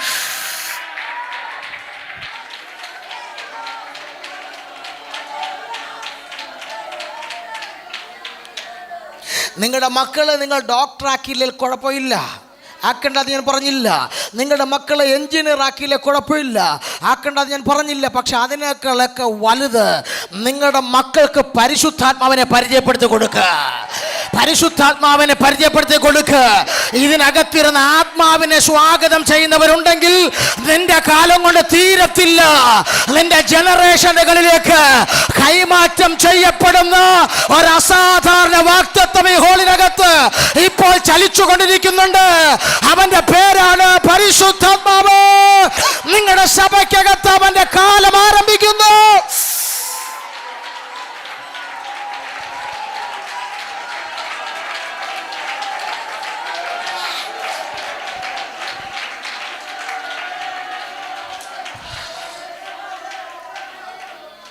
നിങ്ങളുടെ സഭയിൽ ഭയങ്കര ഇമ്പാർട്ടേഷൻ നടക്കാൻ പോവുക. അങ്ങനെ പറയാൻ കർത്താവിനെ നിർബന്ധിക്കുന്നു. ഭയങ്കര ഇമ്പാർട്ടേഷൻ, പിടിച്ചു നിർത്താൻ കഴിയാത്ത ആത്മപകർച്ചയുടെ അടുത്ത ലെവലുകൾ ഓപ്പൺ ആകാൻ പോകുകയാ. അടുത്ത റലം ഓപ്പൺ ആകാൻ പോകുകയാ. ഇന്ന് പകൽ സ്വീകരിച്ചു തുടങ്ങുന്നവർ സ്വീകരിച്ചു തുടങ്ങിക്കോ. ഇവിടുന്ന് പോകുന്ന വീട്ടിൽ ചെന്നാലും നിനക്ക് പിടിച്ചു നിർത്താൻ കഴിയാത്ത അസാധാരണ പ്രസൻസ്, നിന്റെ ശരീരത്തിലെ രോമങ്ങളിൽ വരെ തിരിച്ചറിയാൻ കഴിയുന്ന അസാധാരണ പകർച്ച ഇതിനകത്ത് ആരംഭിക്കുകയാണ്. വിശ്വസിക്കുന്നവർ ഓപ്പൺ ചെയ്തു. നിന്റെ തലയ്ക്ക് മുകളിൽ വലിയ സ്വർഗം തുറക്കപ്പെടുന്നു. പരിശുദ്ധാത്മാവിന്റെ ഇംപാർട്ടേഷൻ.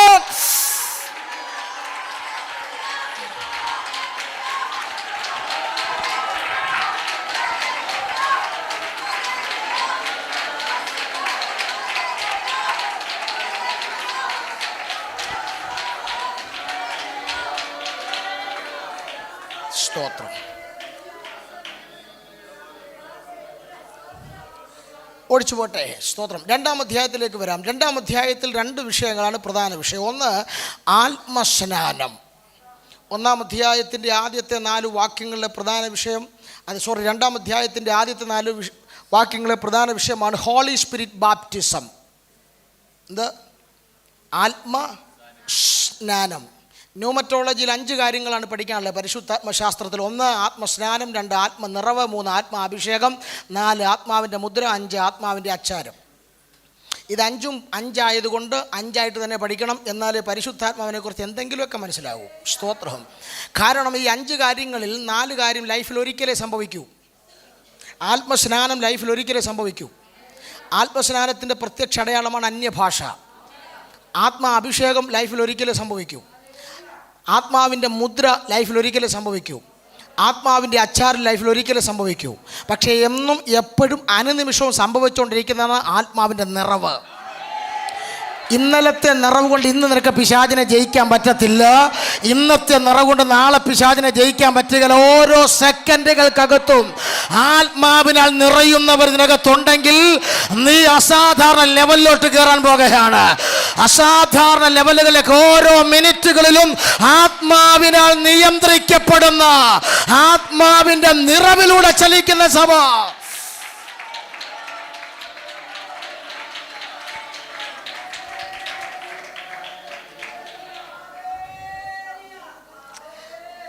ആത്മാവിൻ്റെ സ്നാനം, ആത്മസ്നാനത്തിൻ്റെ പ്രത്യക്ഷ അടയാളമാണ് അന്യഭാഷ.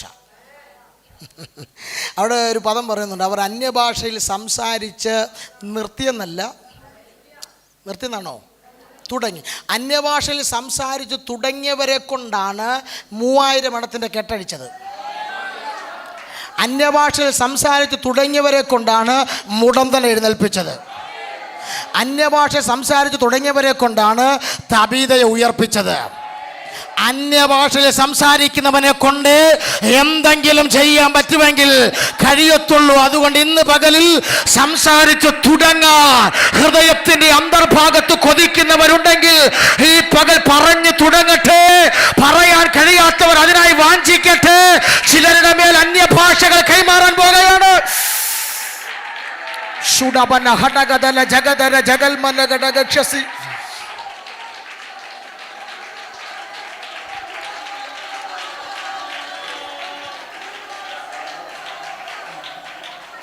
ഞാൻ ഈ ഭാഗം വായിച്ചപ്പോൾ കർത്താവിനോട് പറഞ്ഞു, ഈ അന്യഭാഷയെക്കുറിച്ച് ഇങ്ങനെ കർത്താവിനോട് പറഞ്ഞിട്ട്, ഏതേലും തോട്ടത്തിൽ എന്താ സംഭവിച്ചത്?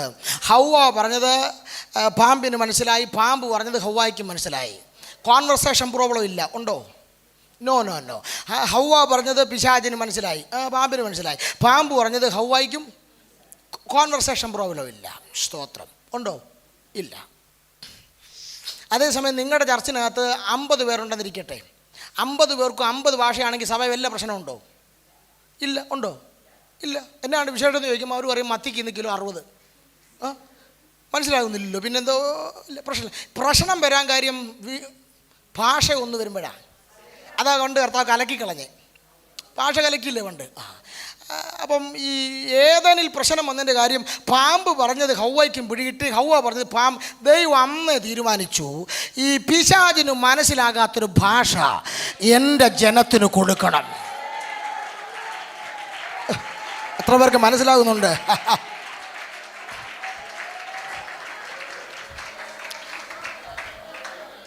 നിങ്ങൾ ആരാധനയ്ക്ക് വന്നുകൊണ്ടിരിക്കുമ്പോഴൊക്കെ പിശാച് നിങ്ങൾ വിളിക്കുമ്പം ബെല്ലടിക്കുന്നുണ്ട്. പക്ഷെ ഇവിടെ വന്നിരുന്ന് നിങ്ങൾ ആത്മാവിൽ അന്യഭാഷ പറഞ്ഞ് ആരാധിക്കാൻ തുടങ്ങുമ്പോൾ പിശാച് നിങ്ങൾ വിളിക്കുമ്പം നിങ്ങൾ വിളിക്കുന്ന സബ്സ്ക്രൈബർ പരിധിക്ക് കിട്ടുന്നില്ല പുള്ളിക്ക്. എന്നാ കിട്ടാതെന്നറിയാമോ? പിശാച് ലോകത്തിലെ എല്ലാ ഭാഷയും പുള്ളി ട്രാൻസ്ലേറ്റ് ചെയ്യും. യോഗത്തിൽ എത്ര ഭാഷയുണ്ടോ അത് മൊത്തം സാത്താൻ ട്രാൻസ്ലേറ്റ് ചെയ്യും. പിശാചിന് മനസ്സിലാകാത്ത ഒറ്റ ഭാഷയുള്ളൂ, അതാണ് നീ പറയുന്ന അന്യഭാഷ. സ്തോത്രം. ഇന്ന് പകൽ വാ തുറന്ന് പറയാൻ പറ്റുന്നവർ പറഞ്ഞു.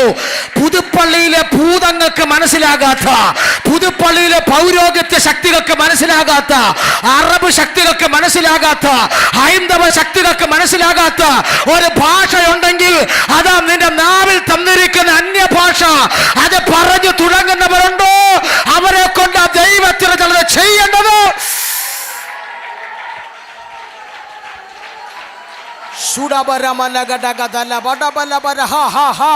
ആരുടെയൊക്കെ നാമെ പരിശുദ്ധാത്മാ തൊടുന്നുണ്ട്. യെശയ്യാവിന്റെ അതരത്തെ തീക്കൊടിൽ കൊണ്ട് തൊട്ടതുപോലെ ചില നാവുകളെ പരിശുദ്ധാത്മാ തൊടുകയാണ്. വാ തുറന്ന് പറ, വാ തുറന്ന്. നിന്റെ അന്യഭാഷ കേട്ട് ഇവിടുത്തെ പിശാച് ഭയപ്പെടാൻ പോകുകയാണ്.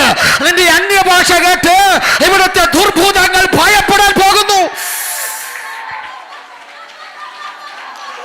Horobolo korobo shabala batara bajaga charabala dara shabala badaga dara gadaga dara jagadala gadaga daga charabauda varthara thara jara dara shabala gadaga shamdana dhumal vaisha praudamal kana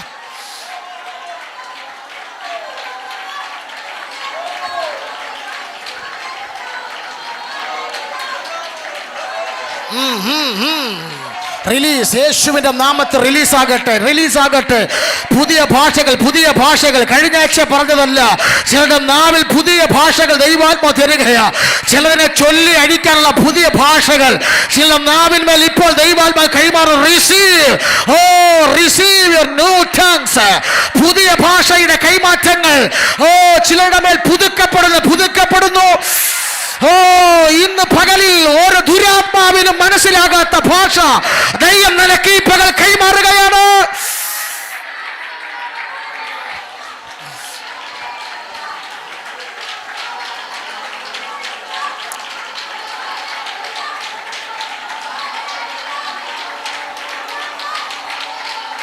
Shaba Baba Baba Baba ലബതര ബതര ജരാദര ജഗൽഖന വൈശസ്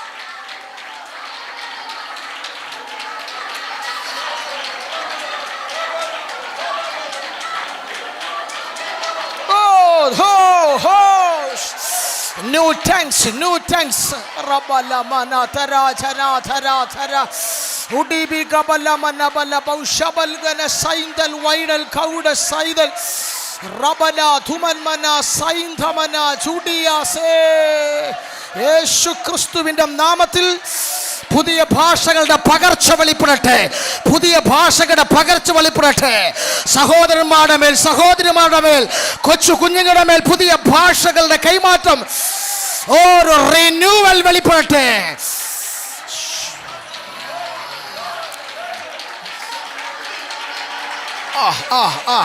ദമന ജഗൽമന ശംദന ശബലബലബല ബൗഡബർധന ജഗൽമന ശംദന Dhumal വൈശസി ഉഡിബിസിയ ധമന റംശസി വൈഡൽമന Dhumal.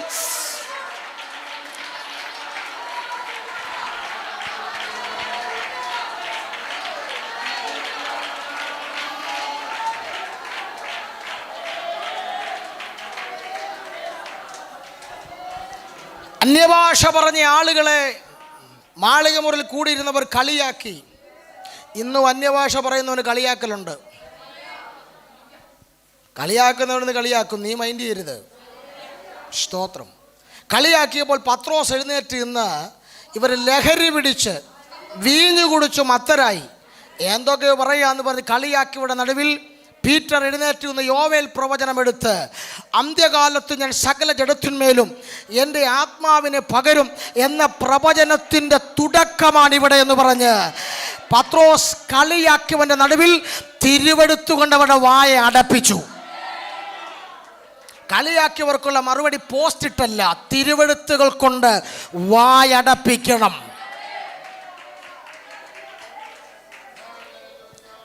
അതിനുശേഷം 22-ാം അധ്യായം 2-ാം അധ്യായം 22-ാം വാക്യത്തിൽ ഇസ്രായേൽ പുരുഷന്മാരെ എന്ന് പറഞ്ഞുകൊണ്ട് ആത്മസ്നാനത്തിന് ശേഷം സഭയ്ക്കകത്തെ പത്രോസിൻ്റെ 1-ാമത്തെ അരങ്ങേറ്റ പ്രസംഗം നടക്കുകയാണ്. ഇതിനു മുമ്പ് 1-ാം അധ്യായത്തിൽ താൻ പ്രസംഗിച്ചിട്ടുണ്ട്. അത് സഭയ്ക്കകത്തെ പ്രസംഗം, സഭയുണ്ടായത് 2-ാം അധ്യായത്തില്ല. 1-ാം അധ്യായത്തിൽ 120 പേർ സംഗമം എഴുതിയിരിക്കുന്നത്. അപ്പോൾ സംഘത്തിൻ്റെ നടുവിലായിരുന്നു 1-ാം അധ്യായത്തിലെ പ്രസംഗം. പക്ഷേ 2-ാം അധ്യായത്തിൽ ആത്മസ്നാനം ഉണ്ടായപ്പോൾ സംഘം സഭയായി. ആത്മാവില്ലാത്തതിന് എല്ലാം സംഘമെന്നേ പറയൂ. ആത്മാവ് വരുമ്പോഴേ സംഘം സഭയാകത്തുള്ളൂ. സ്തോത്രം. അവരുടെ നടുവിൽ എഴുന്നേറ്റ് നിന്നൊരു പ്രസംഗം നടത്തി. ആ പ്രസംഗത്തിലെ പ്രസക്ത ഭാഗമാണ് നമ്മൾ വായിച്ച കുറുവാക്യം. മരണത്തിന് അവനെ പിടിച്ചു വെക്കുന്നത് അസാധ്യമായിരുന്നു. സ്തോത്രം. മരണത്തിന് അവനെ പിടിച്ചു വെക്കുന്നത്, നിങ്ങൾ ഓർത്തു നോക്കണം, ആരെ പിടിച്ചു വെക്കുന്നത്? സ്തോത്രം. മരണത്തിന് അവനെ പിടിച്ചു വെക്കുന്നത് അസാധ്യമായിരുന്നു. ഇന്നലകളിൽ മരണം പിടിച്ചു വെച്ച പലരെ മരണത്തിൽ നിന്ന് വിടുവിച്ചവനെയാണ് ഇന്ന് മരണം പിടിച്ചത്. കേട്ടോ? 42 മാസത്തെ 3.5 വർഷത്തെ ഐകിക ശുശ്രൂഷയിൽ മരണം പിടിച്ച 3 പേരെ മരണത്തിൻ്റെ ഹസ്തത്തിൽ നിന്ന് വിടുവിച്ചവനാണ് യേശു. 4 ദിവസം മരണം ലാസറിനെ പിടിച്ചു വെച്ചു. വിധവയുടെ മകനെ 1 ദിവസം പിടിച്ചു വെച്ചു. യായിറോസിൻ്റെ മകളെ ചില മണിക്കൂറുകൾ പിടിച്ചു വെച്ചു. മരണം പിടിച്ചവരെയൊക്കെ മരണത്തിൻ്റെ കയ്യിൽ നിന്ന് റിലീസ് ചെയ്ത യേശുവിനെ ഇപ്പോൾ അതേ മരണം പിടിച്ചു. ഒരു ദൂത് ഞാൻ ആത്മാവിൽ പറയുന്നു. നീ പ്രാർത്ഥിച്ച് ഇന്നലകൾ അഴിച്ച ചില വിഷയങ്ങൾ നിനക്കു നേരെ അടങ്ങാ പകയോടെ ഭണമുയർത്തി കയറി വരുമ്പോൾ അതിനെ ആത്മമണ്ഡലങ്ങളിൽ വെട്ടി ജയിക്കാൻ ഉയരത്തിലെ കൃപ പ്രാപിക്കുന്നവർക്കായി ഇന്ന് പകൽ ഞാൻ ദൈവത്തിന് സ്തോത്രം ചെയ്യുന്നു. നീ പ്രാർത്ഥിച്ചഴിച്ചത്, നീ പ്രാർത്ഥിച്ച് വെട്ടിയ ചിലത് നിനക്ക് നേരെ കയറി വരുന്ന സമയമുണ്ട്.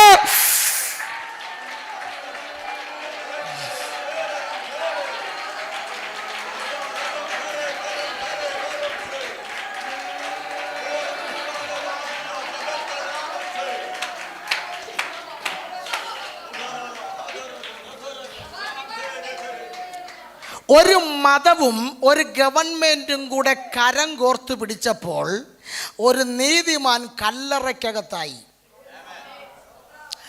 ലോകത്തിൽ ഒരിക്കലും തമ്മിൽ ചേരാത്ത ഒരു യഹൂദ മതവും ഒരു റോമൻ ഗവൺമെൻറ്റും കൂടെ തമ്മിൽ കൈകോർത്തപ്പോൾ ഒരു നീതിമാൻ കല്ലറയ്ക്കകത്തായി. സഭയോടൊരു ദൂത് ഞാൻ ആത്മാവിൽ കൈമാറുന്നു. പ്രാർത്ഥിക്കുന്ന ആരാധിക്കുന്ന നിന്റെ കണ്ണു തിരുമി അടച്ച് കല്ലറയ്ക്കകത്തൊതുക്കാൻ കരം കോർത്ത് പിടിക്കുന്ന ഈ ദേശത്തിലെ 2 ജാതീയ ശക്തികളെ യേശു ക്രിസ്തുവിന്റെ നാമത്തിൽ ഈ പകൽ പരിശുദ്ധാത്മാവ് വെട്ടി പുറത്തു കളയുകയാണ്. തിരിച്ചറിയുന്നവർ ആത്മാവിൽ ജയമെടുത്തു. പ്രാർത്ഥിക്കുന്നവന്റെ ശബ്ദം നിലപ്പിച്ച് കണ്ണു തിരുമിയടയ്ക്കാൻ കരം കോർത്ത് പിടിക്കുന്ന 2 ജാതീയ വ്യാപാരങ്ങൾ യേശുവിൻ നാമത്തിൽ ബ്രേക്ക് ചെയ്യുന്നു.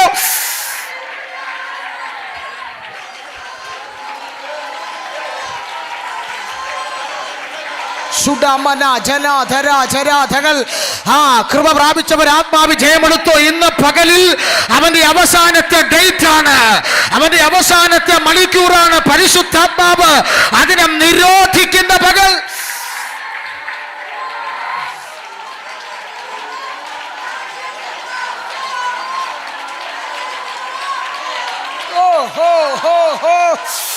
ശബന ഹദര ജഗല ഹഡഗ ബലഗ മനഗ ജഗദുരി.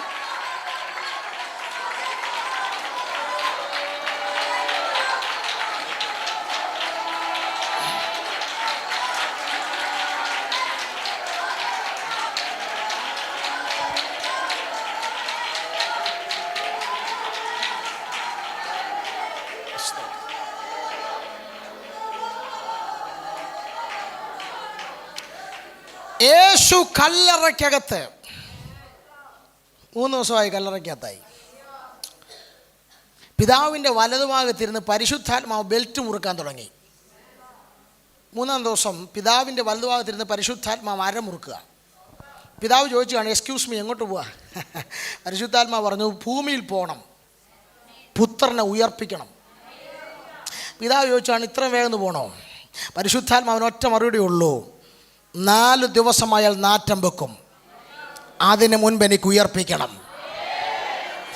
നീ ചെയ്യുന്നത് കാണാനും നാറുന്നത് കാണാനും നിന്റെ വീട്ടിൽ നിന്ന് ദുർഗന്ധം കാണാൻ കാത്തിരിക്കുന്ന ഒത്തിരി കണ്ണുകളുടെ നടുവിൽ പരിശുദ്ധാത്മാവിൻ്റെ പ്രത്യേകത, നീ നാറുന്നതിന് മുൻപ്, നീ ചെയ്യുന്നതിന് മുൻപ്, നിനക്ക് ദുർഗന്ധം വരുന്നതിന് മുൻപ് നിന്നെ ഉയർപ്പിച്ചെടുക്കുന്ന പരിശുദ്ധാത്മാവിൻ്റെ ചലനം ഇന്ന് പകൽ ഇതിനകത്ത് സംഭവിക്കുന്നു.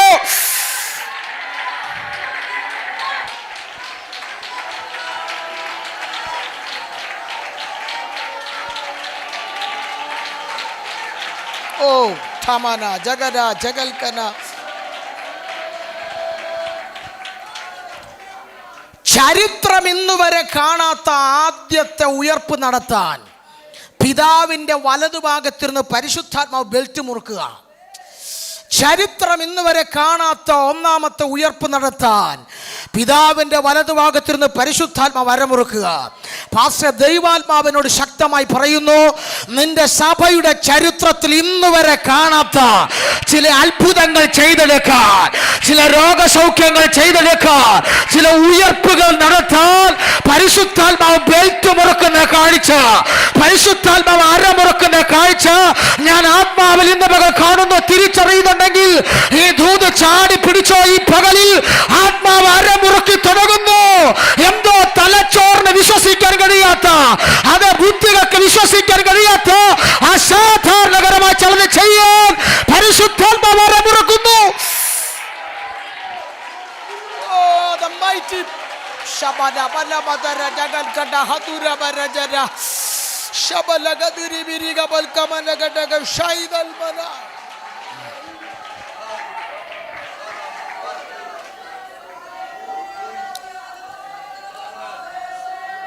മൂന്നാം ദിവസം കല്ലറയിലോട്ട് വന്നിറങ്ങി.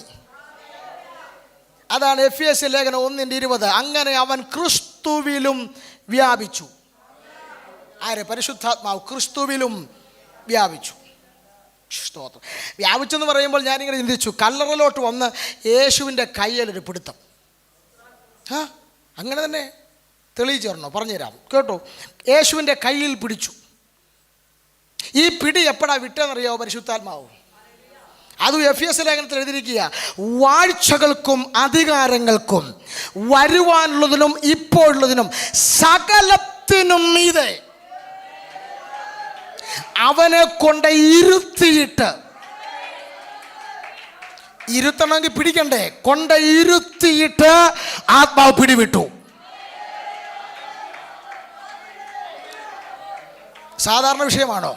ജോബി പാസ് അവിടെ ഇരിക്കുക, ഞാൻ വന്ന് കയ്യിൽ പിടിച്ചു, പിടിച്ചുകൊണ്ട് പോയി ഇരുത്തന്റെ കസേര കൊണ്ട് ഇരുത്തിയിട്ട് പിടിവിട്ടു. മനസ്സിലായില്ലേ? ഇതിന്റെ ഇടയ്ക്ക് സ്വർലോകത്തിലെ ദുഷ്ടാത്മസേനകൾ നിന്നു, പിശാചിന്റെ ദൂതന്മാർ നിന്നു. വല്ല വിധേനം ഉയർപ്പിനെ തടയാമെന്ന് നോക്കി, പക്ഷെ കയ്യിൽ പിടിച്ചവൻ സാധാരണക്കാരനല്ല. എത്ര പേർ കാമം പറയാൻ? കയ്യിൽ പിടിച്ചവൻ സാധാരണക്കാരനല്ല. തൃത്വത്തിൽ മൂന്നാമനായ പരിശുദ്ധാത്മാവ് നിന്റെ കരത്തിൽ പിടിച്ചിട്ടുണ്ടെങ്കിൽ നിന്റെ ഇരുത്തലെടുത്തുകൊണ്ട് ഇരുത്താതെ, എത്തിക്കലെടുത്തുകൊണ്ട് എത്തിക്കാതെ അവൻ പിടിവിടുന്ന ദൈവമല്ല. ഓ ശബന ജഗന ധുമന വൈഡമന ഘടകക്ഷസി അബ്ദുൽ വൈഡ പ്രൗഢമാന ധൂമൽ കമന ഗക്ഷസി അതുര പ്രൗഢമക്ഷംദല പ്രൗഢമൽ മനജാന ഗക്ഷസി.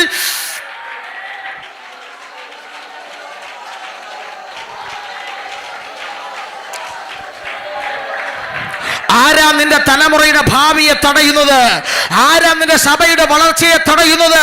ഏതെല്ലാം മന്ത്രവാദികൾ ഒരുമിച്ച് ചൊല്ലിക്കെട്ടിയാലും നിന്റെ കരത്തെ പിടിച്ചത് പരിശുദ്ധാത്മാവാണെങ്കിൽ അവൻ ഇരുത്തനെടുത്തുകൊണ്ട് ഇരുത്താതെ, എത്തിക്കനെടുത്തുകൊണ്ട് എത്തിക്കാതെ അവൻ പിടിവിടുന്ന ദൈവമല്ലെന്ന് പരിശുദ്ധാത്മാവ് ഇടപെടുന്നു. ഓ എനിക്കറിയത്തില്ല, ഹോളിൽ ഞാൻ പ്രസംഗിച്ചുകൊണ്ടിരിക്കുമ്പോൾ ദൈവാത്മാവ് പറയുന്നു, 8 പേരുടെ കരത്തെ പരിശുദ്ധാത്മാവ് പിടിക്കുന്നു. 8 പേരുടെ കരത്തെ പരിശുദ്ധാത്മാവ് പിടിക്കുന്നു. ഓ ഇന്ന് പകലിൽ ചില മന്ത്രവാദങ്ങളെ അതിജീവിച്ച്, ആ വിചാരങ്ങളെ അതിജീവിച്ച് നിന്നെ ഇരുത്തലെടുത്തുകൊണ്ട് ഇരുത്താൻ, നിന്നെ എത്തിക്കലെടുത്തുകൊണ്ട് എത്തിക്കാൻ ചിലരുടെ കരത്തെ ബലമുള്ള പരിശുദ്ധാത്മാവ് പിടിക്കുന്നു. right now ചിലരുടെ കരത്തെ പരിശുദ്ധാത്മാവ് പിടിക്കുന്നു.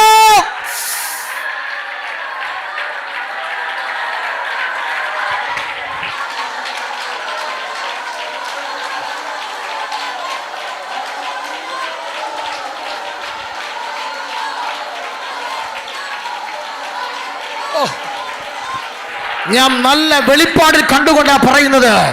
8 പേരുടെ കരത്തെ പരിശുദ്ധാത്മാവ് പിടിക്കുന്നു. അത് ഞാനായിരിക്കണമെന്ന് പ്രാർത്ഥിച്ചോ. ഈ യോഗം കഴിഞ്ഞ് നീ വീട്ടിൽ ചെല്ലുമ്പോൾ നിന്റെ ഭാവിയെ കെട്ടിയവന്റെ കെട്ടുപോട്ടും. നിന്റെ കരത്തെ പിടിച്ചത് സാധാരണക്കാരനല്ല, തൃത്വത്തിൽ മൂന്നാമനായ പരിശുദ്ധാത്മാവ് നിന്റെ വലകരത്തെ പിടിക്കുന്ന നിമിഷവും നിന്റെ ഭാവിയെ കെട്ടിയ മുഴുവൻ കെട്ടും ഈ നിമിഷം പൊട്ടി മാറുകയാണ്. നിന്നെ ഇരുത്തനെടുത്തുകൊണ്ട് ഇരുത്താൻ, നിന്റെ തലമുറയെ ഇരുത്തനെടുത്തിരുത്താൻ, നിന്റെ സഭയെ എത്തിക്കലെടുത്തുകൊണ്ട് എത്തിക്കാൻ അവൻ വലങ്കരത്തിൽ പിടിക്കുന്നു.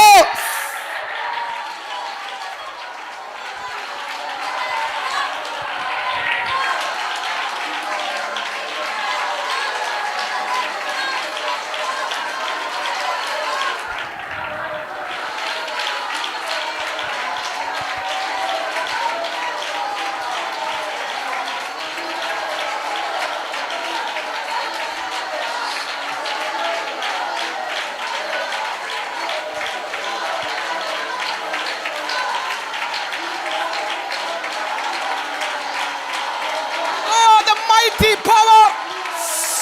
Oh, the mighty power, mighty power. പുനരുത്ഥാനത്തിന്റെ ശക്തി, പുനരുത്ഥാനത്തിന്റെ ശക്തി ഈ ഹോളിനകത്ത് ചലിക്കുന്നു. വിശ്വസിക്കുന്നവർക്ക് വേണ്ടി വ്യാപരിക്കുന്ന പുനരുത്ഥാനത്തിന്റെ ശക്തി ചലിക്കുന്നു. ചിലരുടെ രോഗങ്ങളൊക്കെ സൗഖ്യമാകുകയാണ്. ഈ ഹോളിൽ രോഗസൗഖ്യത്തിന്റെ ആത്മാവ് ചലിക്കുന്നുണ്ട്. വിശ്വസിച്ച് പ്രാപിച്ചുകൊള്ളുക പുനരുത്ഥാനത്തിന്റെ ശക്തി. ചിലരുടെ മൺകൂടാരങ്ങൾ receive.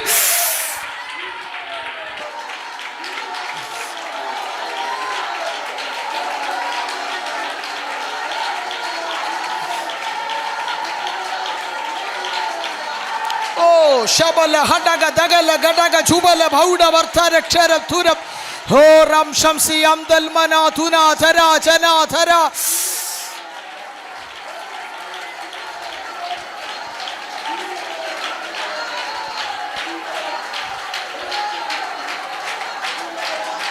Oh the power, oh the mighty power.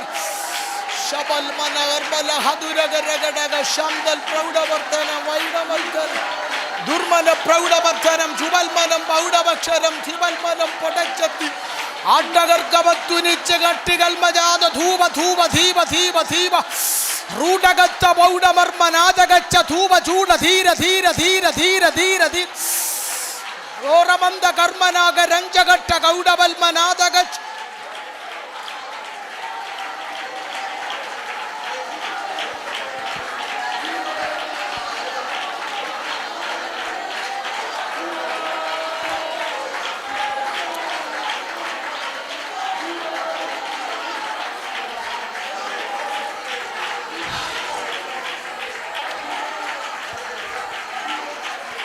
Jesus.